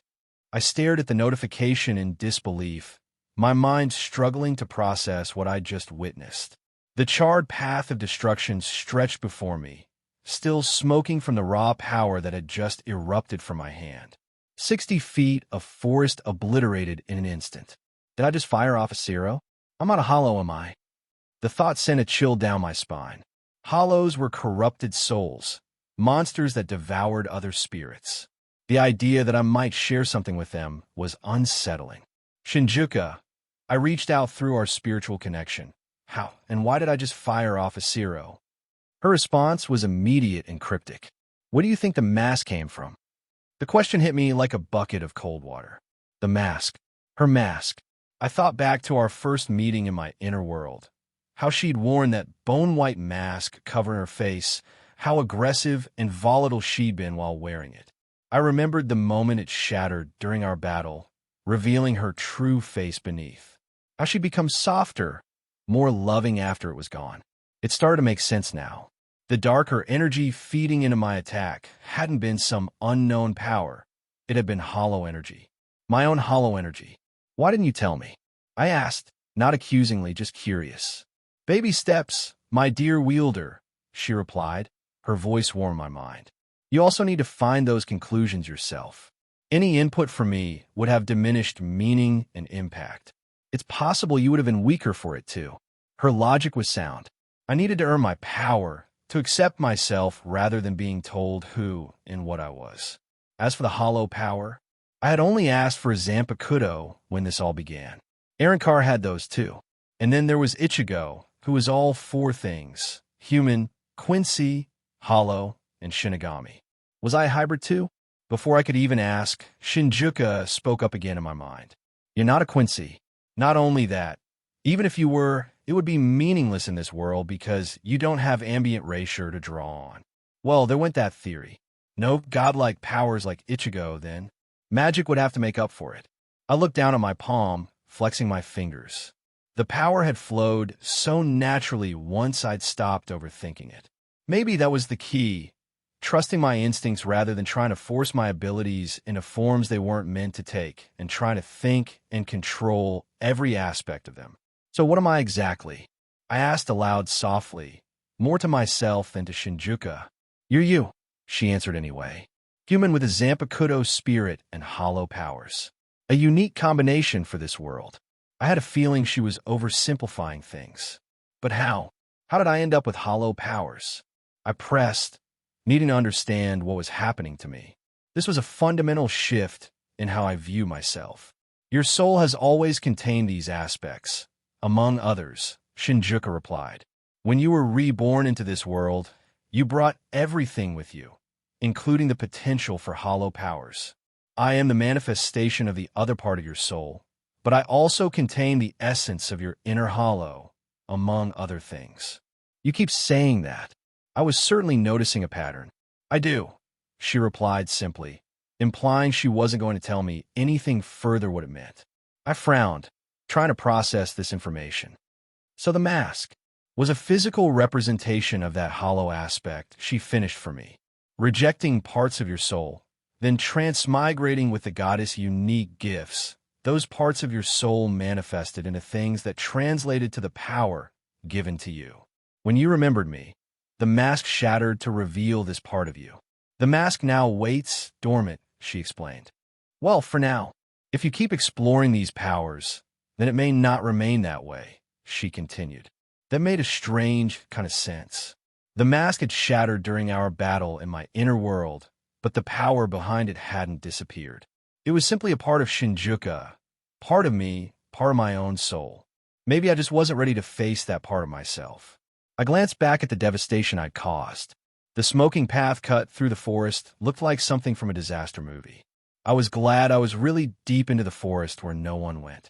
I looked over at Kuroka, who had risen to all fours on her stone pillar, her golden eyes wide and fixed not on me, but on the smoking path of destruction I'd created. Her tail was completely still, unusual for her, as it typically swished with lazy confidence or flicked with mild annoyance. Finally impressed you, huh? I called over to her, a hint of pride in my voice despite myself. She didn't respond. Her gaze remained locked on the devastated forest line, her body unnaturally rigid. I'd never seen her react this way to any of my training before, not even when I practiced my more advanced spells. What? It's not all that impressive as far as power goes, I said, walking toward her. Compared to what high-class devils could do, this was probably child's play. It's just raw energy without much finesse. If I had to guess, she was probably just impressed I did that without any chance or magic circle formulas. As I approached, she slowly shifted her attention from the destruction to me, her eyes still wide. Then, as if catching herself, she sat down and adopted a more composed posture. But there was something in her feline gaze I couldn't quite read. Suspicion, perhaps, or fear. Maybe both. Cat faces were notoriously difficult to interpret, but I'd gotten better at reading her over the months. When she eventually left her cat form, if she ever did, I'd have to ask her about this reaction. She clearly knew something I didn't. I reached down to pet her, but she dodged my hand with a quick backward movement. Not deterred, I shifted my approach and went for the spot behind her ear that I knew she couldn't resist. Within seconds, she melted into my touch, a soft purr rumbling from her chest. "You're such a cutie," I murmured, continuing to scratch that sweet spot. Her purr intensified, though her eyes remained fixed on me with that unreadable expression, before shifting into a knowing gleam, like I had just stated the obvious. I glanced back at the destruction I'd caused. The trees were still smoldering, thin wisps of smoke rising into the clear morning sky. I need to be more careful with this power. Testing in my basement training room was definitely out of the question now. The last thing I needed was to blow up my own house. As I was about to walk back to continue, I felt Kuroka's paw bat at my hand, demanding more attention. I smiled despite myself and resumed petting her. "You're spoiled, you know that. Since when did I enjoy spoiling girls?" I wasn't worried about it. It was fun, so I walked back over to where I was. "Let's try that again," I muttered, turning toward a different section of the forest. Like last time, I didn't overthink it. I simply raised my hand, focused my intent, and let the energy flow. The crimson orb formed more quickly this time, growing to the size of a basketball before I released it. The resulting beam tore through another section of trees, leaving a similar path of destruction. My next shot, rather than form one shot, I wanted to try to sustain it. So when I fired, I continued to pour Ryuryoku into the attack to fuel it. It lasted about 10 seconds before I noticed my Ryuryoku was dangerously low. Incomplete Zero skill has reached rank 2. I couldn't help but smile at the notification. This was progress, real, tangible progress after hours of frustration with Keto. But geez, this thing was an energy hog. I have to rank it up quickly to mitigate that. I wonder, I murmured, raising my hand again, but this time concentrating on making the energy more focused, more compressed. The red orb that formed was smaller but denser, pulsing with concentrated power. Ryuryoku Dominion for the win. When I released it, the beam was narrower, around 6 inches in diameter, and seemed to cut even deeper into the forest, extending perhaps 80 feet before dissipating. Incomplete Ciro's skill has reached rank 3. Interesting, I said, flexing my fingers. The more I compress it, the more powerful and sharper it becomes. I spent the next hour experimenting with different variations, larger, wider beams that covered more area but did less damage, tightly focused ones that could pierce through multiple trees, even trying to change the trajectory mid-flight, which failed spectacularly, nearly setting fire to a section of the forest that I had to quickly extinguish. By the time I decided to take a break, my incomplete Ciro had reached rank 5. Even though it seemed to have some power to it, this Ciro paled in comparison to the landscape-altering blast that the Espada or Ichigo were capable of. Maybe one day, but if I could perform a Ciro, what other hollow abilities could I use? I knew what I was going to be experimenting with the next few weeks, outside of my normal magic experimentation and development. The sun was going down, so I decided to return for the day. I looked around. Those poor trees. I should probably start planting some. I scooped up Kuroka, who hadn't taken her alert eyes off me the entire time I was using my new attack. Whatever it was, there was something about it that seemed to greatly interest her, and I don't think it was its power. She let out an adorable little squeak, then I shrimped back to my house. I'm sure the speed didn't bother her, considering how strong she supposedly was. I had a lot to work on between now and summer break. XXX. Sona POV. Sona stood at the window of the student council room, watching the rain tap against the glass. It was a perfect day for chess, gloomy enough that no one would notice if she spent her lunch period indoors, challenging the one student who had managed to interest her intellectually. Her phone buzzed in her pocket. A text from Tsubaki. He's on his way. She adjusted her glasses, smoothing down her uniform skirt, and checking her reflection in the window. Not that appearances mattered for a chess match, of course. This was purely academic interest. A re-examination of his abilities, nothing more. The door opened behind her, and she turned to see Toshio Amano standing in the doorway. His steel blue eyes met hers with that calculating gaze she found so intriguing. "You wanted to see me, Sona?" he asked, his tone formal but not cold. His habit of using her first name annoyed her, but she couldn't make herself correct him. "Yes. Thank you for coming." She gestured to the chess set she had already prepared on the coffee table. "I thought we might have a rematch." One of his eyebrows rose slightly. "Another one? Unless you have more pressing matters to attend to," she replied, keeping her voice neutral, though a small part of her worried he might decline. She specifically chose today since she knew Kendo Club didn't meet today. He seemed to consider for a moment before shrugging. "I suppose one game couldn't hurt." Sona watched him take a seat across from her, his movements precise and measured, just like hers. He chose black without being asked. Another point of similarity between them. Both preferred to react, to counter, to observe the opponent's strategy before revealing their own. "How are things with the Occult Research Club?" she asked casually as she made her opening move, sliding a pawn forward. "Fine." He responded to her pawn with one of his own, mirroring her movement. "Though, I'm not officially a member, so I'm not privy to most of the devil business." "I'm sure you know much more than I do," stated in the factual tone that Sona was intimately familiar with. Sona advanced another pawn, and with a Kino Himejima, his fingers paused over a chess piece, the barest hesitation before he moved his knight. "Quite well." He smiled slightly, his eyes going out of focus briefly before returning to the match. So the rumors were true. Not that she had been paying attention to school gossip, but it was difficult to miss the way they walked together, how she clung to his arm, and the subtle changes in his usually stoic demeanor when she was near. Their game progressed in silence for several minutes, each of them capturing the other's pieces in turn. Sona found herself watching his face more than the board. The slight furrow of concentration between his brows, the way his eyes darted from piece to piece, calculating possibilities. "You're still good," she noted as he captured her bishop with a move she hadn't anticipated. In fact, he was the most challenging opponent she had ever faced off against. "It's not easy for me to forget how to be." His response was simple, but she detected a hint of something she couldn't identify in his voice.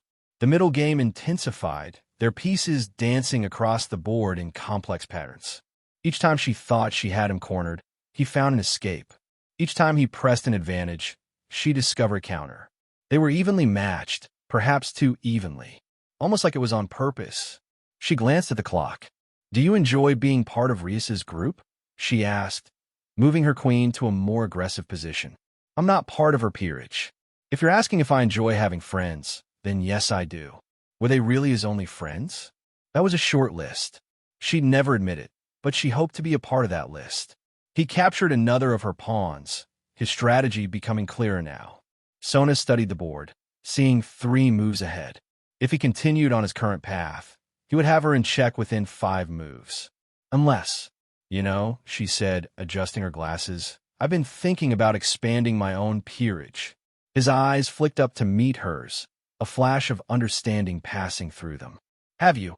It wasn't a question. He knew exactly what she was implying. The student council could use someone with your analytical abilities." He moved his rook exactly as she had predicted. "I feel like we've had this conversation already." Sona countered, sacrificing a knight to protect her king. "Maybe it's worth having again." "I disagree," he said flatly. Sona couldn't help the half-frown that formed on her face. The game continued, the tension building with each move. She could feel sweat forming at the back of her neck. He was good, better than before. Had he been practicing more? Or was he always this good? Then she noticed something odd. A slight hesitation before his next move, his fingers hovering over a bishop that could have given him a significant advantage. Instead, he chose another piece, one that left an opening in his defense. Sona narrowed her eyes. Was he letting her win again? The thought sent a surge of irritation through her. Why couldn't he just take the damn win? "Your move," he said, sitting back in his chair. She studied the board again, seeing the path to victory he had just laid out for her. 2 moves, and she could have him in checkmate. But only because he had deliberately created the opportunity. "I don't need you to let me win, Amano." Her voice came out sharper than intended. His expression didn't change. "I'm not sure what you mean. Please." She moved her queen aggressively, taking the bait he had offered, but making her displeasure clear. "Don't insult my intelligence." A small smile played at the corner of his mouth. "Now why would I do that?" They completed the endgame in silence. The outcome, now a foregone conclusion. When she finally called checkmate, the victory fell hollow. "Well played," he said, helping her reset the pieces. "Was it?" She couldn't keep the edge from her voice. "Or did you just decide I needed the ego boost?" He paused, a white pawn between his fingers. "Does it matter?" "Of course it matters." She stood abruptly, her chair scraping against the floor. "What's the point of a competition if one party isn't even trying to win?" He set the pawn down carefully, his movements deliberate. "Maybe winning isn't always the point. Then what is?" "Learning. Connection." He shrugged. "Take your pick." Sona felt her face flush with annoyance. "If this is how you react to a simple chess game, I wonder how you'd handle an actual challenge. Like joining your peerage?" His voice remained calm, infuriatingly so. "Perhaps." She crossed her arms, trying to regain her composure. She was determined to get him to join hers if he wouldn't join Rias. She wanted him. He stood up slowly, straightening his uniform jacket. "If this is your way of inviting someone to join a peerage, you're doing a bad job of it." The words stung more than they should have. "Excuse me." Chess matches with ulterior motives. Thinly veiled recruitment attempts disguised as friendly competitions. He shook his head. "It lacks authenticity."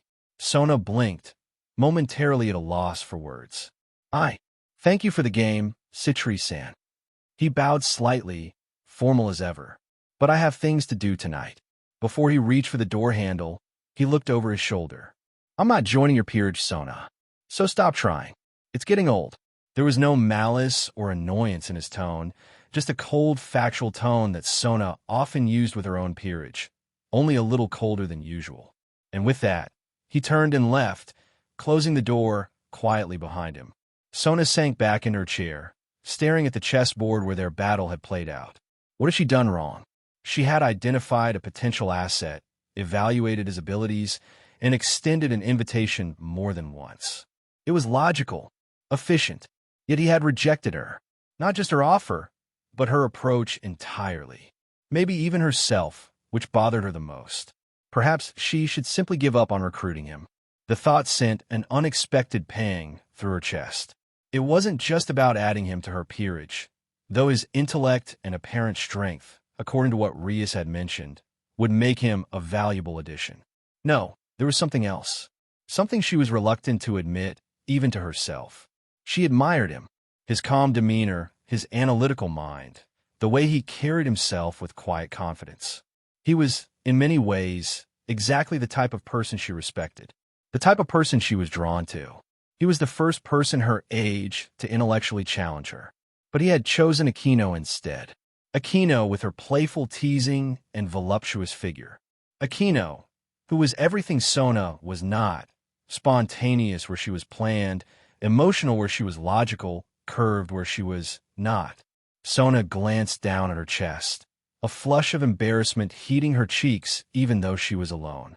It was absurd to think that physical attributes would influence someone like Toshio, who clearly valued intellect and strategy. And yet, what other explanation was there? Logically, they were perfectly suited. Their minds worked similarly, their approach to problems aligned, their values, at least from what she could observe, were compatible. But logic rarely dictated matters of attraction, did it? She removed her glasses, pinching the bridge of her nose. This was ridiculous. She was Sona Citri, heir to the Citri clan, student council president-to-be, and one of the top-ranked students in Kuo Academy. She should not be dwelling on why a human boy preferred another girl over her. And yet, she couldn't help the whispered curse that escaped her lips, directed at her genetics and the modest figure they had bestowed upon her. The bell rang, signaling the end of afternoon club meetings. She straightened her shoulders, adjusted her glasses, and headed for the door. There would be other potential recruits, other intellectual challenges. She didn't need him. She'd rather die than be caught chasing a human anyway. But as she stepped into the hallway, she caught sight of Toshio and Aquino at the far end of the corridor, her arm looped through his, her head resting on his shoulder as they walked. The sight sent another unwelcome pang through her chest. She turned in the opposite direction, her steps brisk and purposeful. She had a student council to run, a school to shape, devil politics to navigate, and a town to protect. No time for distractions. The warm touch of Aquino's hand in mine felt like an anchor as we walked down the moonlit street. Her fingers intertwined with mine perfectly, as if they were always meant to be there. The night air carried the faint scent of her perfume, something floral with hints of vanilla that I'd come to associate exclusively with her. "That was amazing," I said, glancing at her profile. The streetlights caught the violet in her eyes, making them shimmer. "I still can't believe that octopus recognized you when we came back around." Aquino laughed, the sound like music in the quiet night. "I think he just wanted more of those treats I snuck him. Animals can be quite calculating that way." She squeezed my hand, though I'm not complaining about our little friend at the aquarium. The look on your face when he changed colors for me was priceless. Our date at JQ Aquarium in Odeba had been perfect, watching exotic fish glide through azure waters, Aquino pressing her hands against a glass like an excited child, her face lit with wonder at each new discovery. Then we teleported back to Kuo for dinner at our favorite traditional Japanese restaurant, where the owner knew us by name now and always saved our table in the back corner. These past weeks with her had been transformative. Each date better than the last. Each moment together building something I hadn't realized I was missing. Seeing her truly smile, hearing her genuine laugh. Not the calculated one she used at school, but the real one that came from somewhere deep inside her. It filled me with a warmth I couldn't explain. "Penny for your thoughts?" she asked, nudging my shoulder with hers. "Just thinking about how much I enjoy being with you." I admitted, the words coming easier now than they would have a month ago. "Seeing you happy makes me happy." Her eyes widened slightly, that rare, unguarded expression crossing her face before she hid it behind a playful smile. My Toshikin, so sentimental." "Maybe a little," I conceded with a small smile of my own. We walked in comfortable silence for a few moments, our footsteps synchronizing naturally. The Gremory Peerage House was just ahead, its windows glowing warmly in the darkness. "Toshio," Akino said suddenly, her voice taking on an uncharacteristic hint of hesitation. "I wanted to ask you something." I looked at her, curious. "What is it?" "Would you?" She paused, tucking a strand of hair behind her ear. "Would you go to the summer festival with me? At the local shrine, next weekend?" The request was simple, ordinary even, but something in her tone made it feel significant. Like this wasn't just another date, but something more meaningful. "I'd love to," I replied without hesitation. How could she even think I'd say no? Her face lit up with genuine pleasure. "Really? You're not just saying that?" "Of course not," I assured her, squeezing her hand. "Why would I pass up a chance to spend more time with you?" She leaned her head against my shoulder as we continued walking. "I just wasn't sure if festivals were your thing. They could be crowded and noisy." "I don't mind crowds if you're with me," I said honestly. "Besides, I've never been to a proper summer festival. It'll be a new experience." "Never?" she asked, lifting her head to look at me. "Not even before you came to Kuo?" I shook my head. "No, I was always too busy, or too focused on isolation," I didn't add. My previous life had been defined by solitude, and my early months in this world had been about survival. The concept of enjoying something as simple as a festival had never factored into my existence. "Then we absolutely must go," she declared, her tone brooking no argument. "Everyone should experience a summer festival at least once. The food stalls, the games, the lanterns." Her eyes took on a dreamy quality. "And the fireworks at the end of the night are magical." "It sounds perfect," I said, already looking forward to it. "We should wear traditional clothes," she suggested, her eyes sparkling with excitement. "Kimonos would be appropriate for a shrine festival." I nodded, considering it. "I could probably find one somewhere. I've never worn one before, though." "I'll help you find the perfect one," she offered, then paused. "Actually, no. Let's surprise each other. You find yours, I'll find mine, and we'll see each other for the first time at the festival." The idea appealed to me. "All right, a surprise it is." We reached the front door of the Gremory house, and I turned to face her, reluctant for the evening to end. "I had a wonderful time tonight." "So did I," she murmured, stepping closer until there was barely any space between us. Her violet eyes held mine, a mischievous gleam dancing in them. "But the night doesn't have to end just yet." Before I could respond, she leaned in and pressed her lips to mine. The kiss was soft at first, gentle and questioning, but quickly deepened as I responded. My hands found her waist, pulling her closer as her arms wound around my neck. The taste of her was intoxicating, sweet from the dessert we'd shared, with an underlying spice that was uniquely Akino. I lost track of time as we stood there, the world narrowing down to just the two of us. Her body pressed against mine, the soft sigh that escaped her when I traced my tongue along her lower lip, the way her fingers tangled in my hair, every sensation amplified in the quiet night. We were so engrossed in each other that neither of us heard the door opening. It wasn't until a throat cleared loudly that we broke apart, startled. Rias stood in the doorway, hands on her hips, crimson hair framing a face set in exasperated disapproval. The light from inside the house silhouetted her figure, casting dramatic shadows across the porch. "Really, you two?" she said, her tone somewhere between annoyed and amused. "On the front step, for anyone to see?" Akino giggled, not moving away from me. "Hello to you too, Rias. Lovely evening, isn't it?" Rias sighed, shaking her head. "It's getting late, and we have school tomorrow. Time to come inside, Akino." I expected Akino to protest, but she just smiled, turning back to me. "She's right.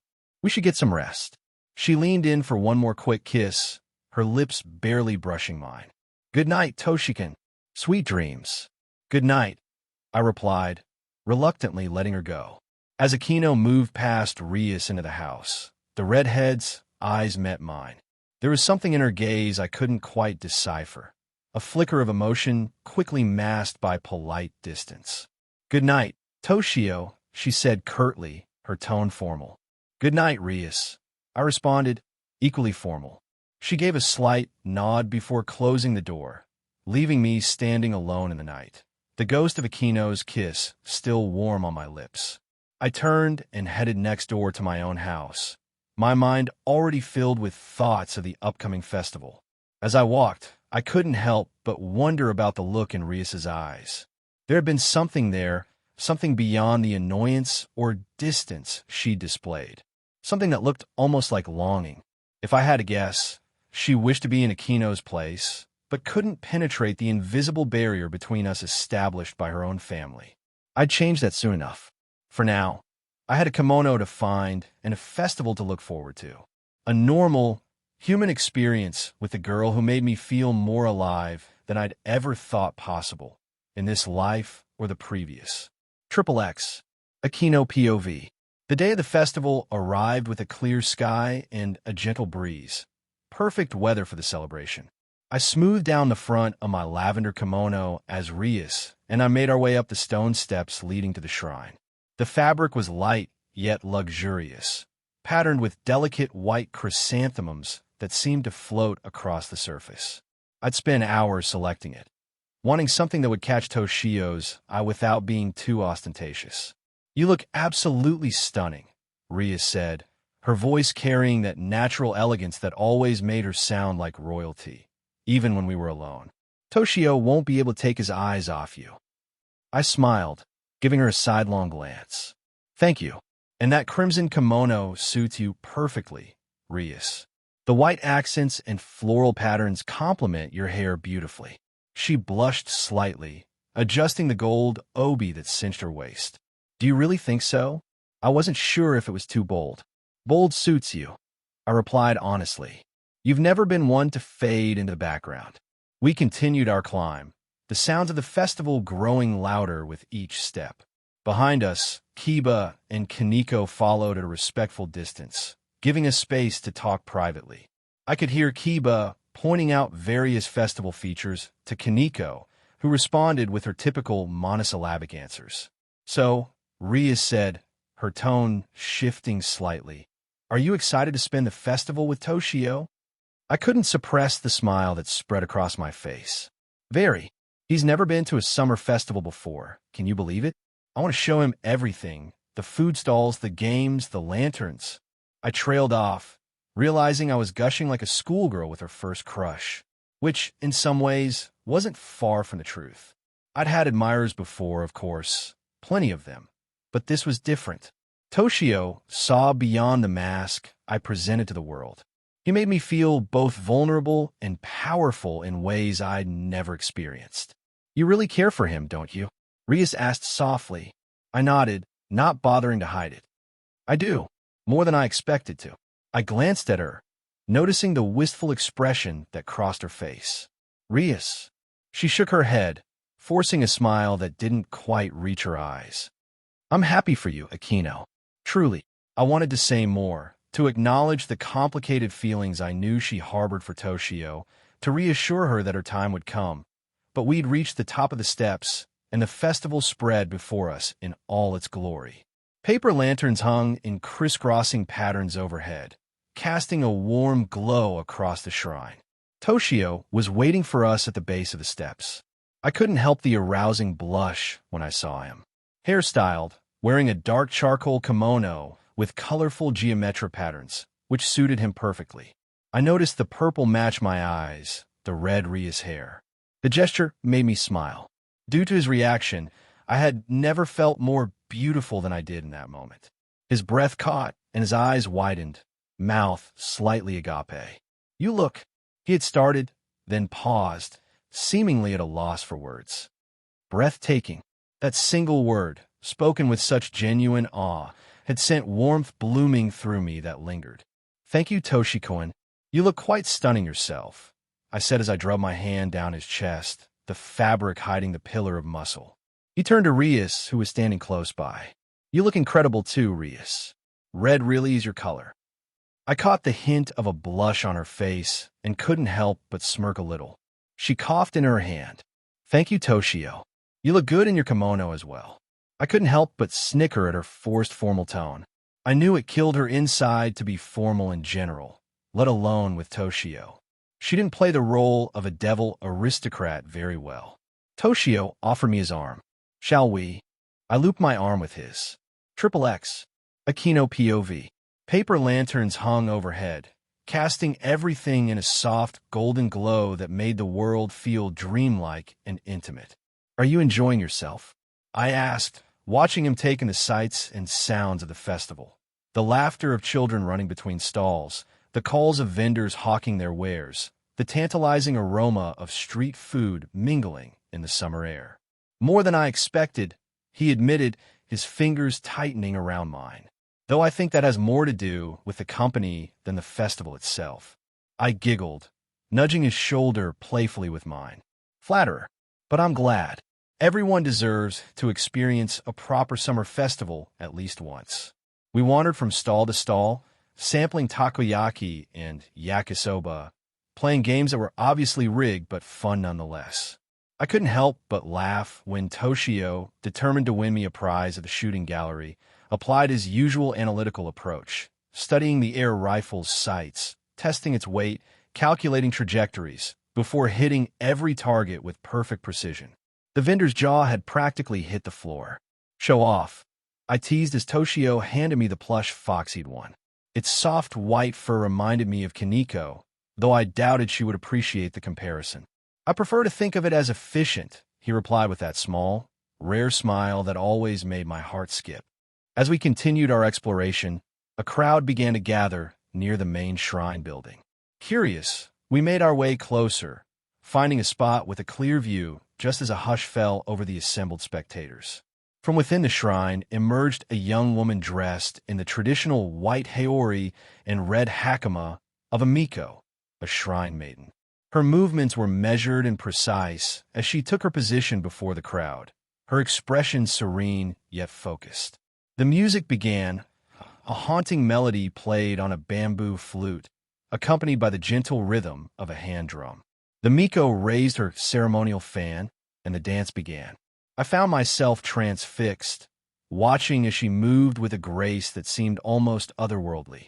Each gesture, each turn of her wrist, each subtle shift of her body told a story, a prayer to the gods, a blessing for the harvest, a plea for protection. It was beautiful and achingly familiar. Memories washed over me, unbidden and powerful. My mother in similar attire, performing these same steps in our family shrine. Her gentle hands guiding my much smaller ones, teaching me the movements, explaining their significance. One day, Akino, she had said, you will dance for the gods as I do now. But that day had never come. Akino, Toshio's voice pulled me back to the present. The dance had ended, and the crowd was dispersing, moving on to other attractions. But I remained rooted to the spot, caught between past and present. Are you all right? He asked, his steel blue eyes searching my face with concern. You looked lost for a moment there. I forced a smile, pushing the memories back into their box. Just admiring her skill, I lied smoothly. It takes years of practice to master those movements. He studied me for a moment longer, clearly not entirely convinced, but nodded anyway. It was impressive, he agreed. Would you like to get some shaved ice? I saw a stall back that way. That sounds perfect, I said, grateful for the change of subject. As we made our way through the festival, I tried to recapture the carefree joy I'd felt earlier, but the dance had stirred something within me that refused to settle. Like ripples in a pond, the memories continued to spread, touching parts of myself I'd kept carefully walled away. We found a bench near the edge of the festival grounds to enjoy our shaved ice, blue raspberry for me, plain lemon for Toshio. The sweet coldness was a welcome distraction from my thoughts, and I focused on the simple pleasure of it melting on my tongue. The fireworks should be starting soon, Toshio commented, glancing at the darkening sky. Do you want to find a good spot to watch? I nodded, gathering myself. I know just the place. I led him away from the main festival area, up a winding path through the trees that surrounded the shrine. The sounds of the celebration grew fainter as we climbed, replaced by the gentle symphony of evening insects and rustling leaves. I discovered this spot during a contract last year. I explained as we emerged into a small clearing that offered a perfect view of the night sky and the festival ground below. Not many people know about it. It's perfect, Toshio said, looking around appreciatively. I spread out the small blanket I'd brought in my bag, and we settled down to wait for the fireworks. The night air had cooled slightly, providing welcome relief from the day's heat. Overhead, stars were beginning to appear, pinpricks of silver against the deepening blue. Akino, Toshio's voice was soft but direct. What was really on your mind during that dance? I tensed, though I should have expected this. Toshio rarely missed anything, and he wasn't one to let things go easily. For a moment, I considered deflecting again, changing the subject, teasing him until he was too flustered to pursue it, using any of the tricks I'd perfected over years of keeping people at a distance. But something stopped me. Maybe it was the genuine concern in his eyes, or the intimacy of the moment, or perhaps just the weight of carrying these memories alone for so long. I was thinking about my mother. I admitted, the words feeling strange on my tongue. I rarely spoke of her, even to Rias. The Shrine Maiden's dance reminded you of her? He asked gently. I nodded, my throat suddenly tight. My mother was a Miko, a Shrine Maiden like her. She served at our family shrine for her entire life. I paused, gathering my thoughts. Below us, the festival lights twinkled like earthbound stars, beautiful but distant, as if we were in a world of our own up here. She taught me the dances when I was very young. I was supposed to follow in her footsteps one day. My voice caught slightly on the words. Before everything changed, a distant boom signaled the start of the fireworks, and the sky bloomed with color, brilliant reds and golds that illuminated Toshio's face as he watched me, giving me his complete attention despite the spectacle above. You don't have to tell me if it's too painful, he said softly. But now that I'd started, I found I wanted to continue. It was like lancing a wound, painful but necessary for healing. No, I want to. I took a deep breath. I was thinking about how different my life might have been. If she had lived, if I had become a shrine maiden as planned, serving the gods, living a simple, pure life. The irony of it all struck me suddenly. Me, half-fallen angel, the daughter of one of heaven's most notorious traitors, serving as a vessel of divine purity. The thought was almost enough to make me laugh, if it hadn't been so painfully bittersweet. Instead, here I am. I gestured vaguely at myself, a devil's servant, dealing in contracts and supernatural politics. Another firework exploded overhead, bathing us in emerald light that faded to silver. I could feel Toshio's eyes on me, patient and attentive, waiting for me to continue at my own pace. Trust was such a fragile thing. I'd given mine completely to so few people. Rias, certainly, who had saved me when I had nothing left. But even with her, there were parts of myself I kept hidden, shadows I didn't want to cast on our friendship. Could I trust Toshio with those shadows? With the broken, jagged pieces of my past that didn't fit the image I presented to the world? As I looked at him, really looked at him, I realized I already knew the answer. There was something in those steel blue eyes that made me feel safe, something in the quiet strength he carried that made me believe he could handle my darkness without flinching. She died protecting me when I was 10. I said finally, my voice barely above a whisper. My father. I swallowed hard, forcing the words out. My father wasn't there to protect us. I didn't elaborate further, couldn't bring myself to speak of those final, terrible moments. But Toshio seemed to understand what I wasn't saying. Without a word, he moved closer and wrapped an arm around my shoulders, pulling me gently against his side, his chin resting on top of my head. The simple gesture broke something in me. I turned my face into his chest, inhaling his familiar scent as tears I hadn't allowed myself to shed in years threatened to fall. I didn't cry. I hadn't truly cried since the day Rias found me, but I trembled with the effort of containing the emotion. I'm sorry, he murmured into my hair, his voice a low rumble I could feel against my cheek. I can't imagine how difficult that must have been for you. We sat like that for a long time, watching the fireworks paint the sky with ephemeral beauty, his arm a steady anchor, keeping me grounded as memories washed over me. It was strange how safe I felt in that moment, how the weight I'd carried for so long seemed lighter somehow, shared between us. I never knew my mother, Toshio said suddenly, his voice soft but clear against the backdrop of distant explosions. Not my real mother, anyway. I lifted my head, surprised by the unexpected confession. In all our time together, Toshio had never spoken about his family or his past before coming to Kuo. It was as if his life had begun the day he transferred to our school. What do you mean? I asked gently. He was silent for a moment, his gaze fixed on the fireworks, though I sensed he wasn't really seeing them. When he spoke again, there was a vulnerability in his voice I'd never heard before. The woman listed in my official records, she wasn't my mother. Those records are fabricated. His jaw tightened slightly. My real mother died of cancer, and I wasn't even with her. I couldn't even make it to the funeral. I frowned slightly, trying to reconcile this with what I knew, or thought I knew about him. But your records are fake. I stared at him, trying to process what he'd just revealed. The fireworks continued their brilliant display above us, but all my attention was focused on the man beside me, whose carefully constructed walls were finally showing cracks. Fake, I whispered, my voice barely audible over the distant celebrations. He nodded, his steel blue eyes still fixed on the sky. Everything about my official existence in this world is manufactured. My birth certificate, school records, family history, all of it created to give me a plausible background. My mind raced, trying to make sense of this revelation. Then who are you really? A bitter smile crossed his lips. That's complicated. Let's just say I'm not originally from Japan.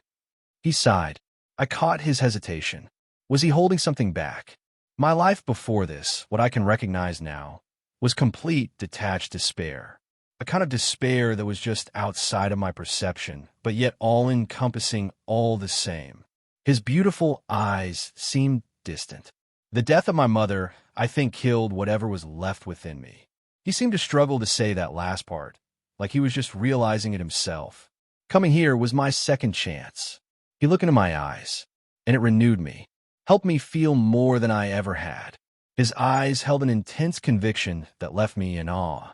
You, Aquino, have been the best thing that's ever happened to me. My breath caught, and my eyes widened. Before I could react further, he placed a soft but heartfelt kiss on my lips. My eyes fluttered closed. If I had been paying attention, the firework finale was lighting up the sky. I wasn't sure how long it lasted, but the fireworks had ended when we both pulled back. Outside of Rias saving me, I feel the same about you, Toshio. He snorted. Yeah, kind of difficult to compete with that. I giggled and pushed him slightly with my body. I laughed softly, shaking my head at his self-deprecating comment. You're not competing with Rias, Toshio. What she did for me and what you do for me, they're completely different things. I shifted in his arms, turning to face him more directly, my hands coming to rest on his chest. Rias saved me from despair, gave me a purpose, a family. But you, I paused, searching for the right words. You made me feel like myself again, like the person I was before everything went wrong. His eyes softened, and I could see the impact of my words reflected in them. It was strange how vulnerable we'd both become tonight, sharing pieces of ourselves we'd kept hidden from the world. The festival continued below us, but it felt like we existed in our own private universe up here among the stars.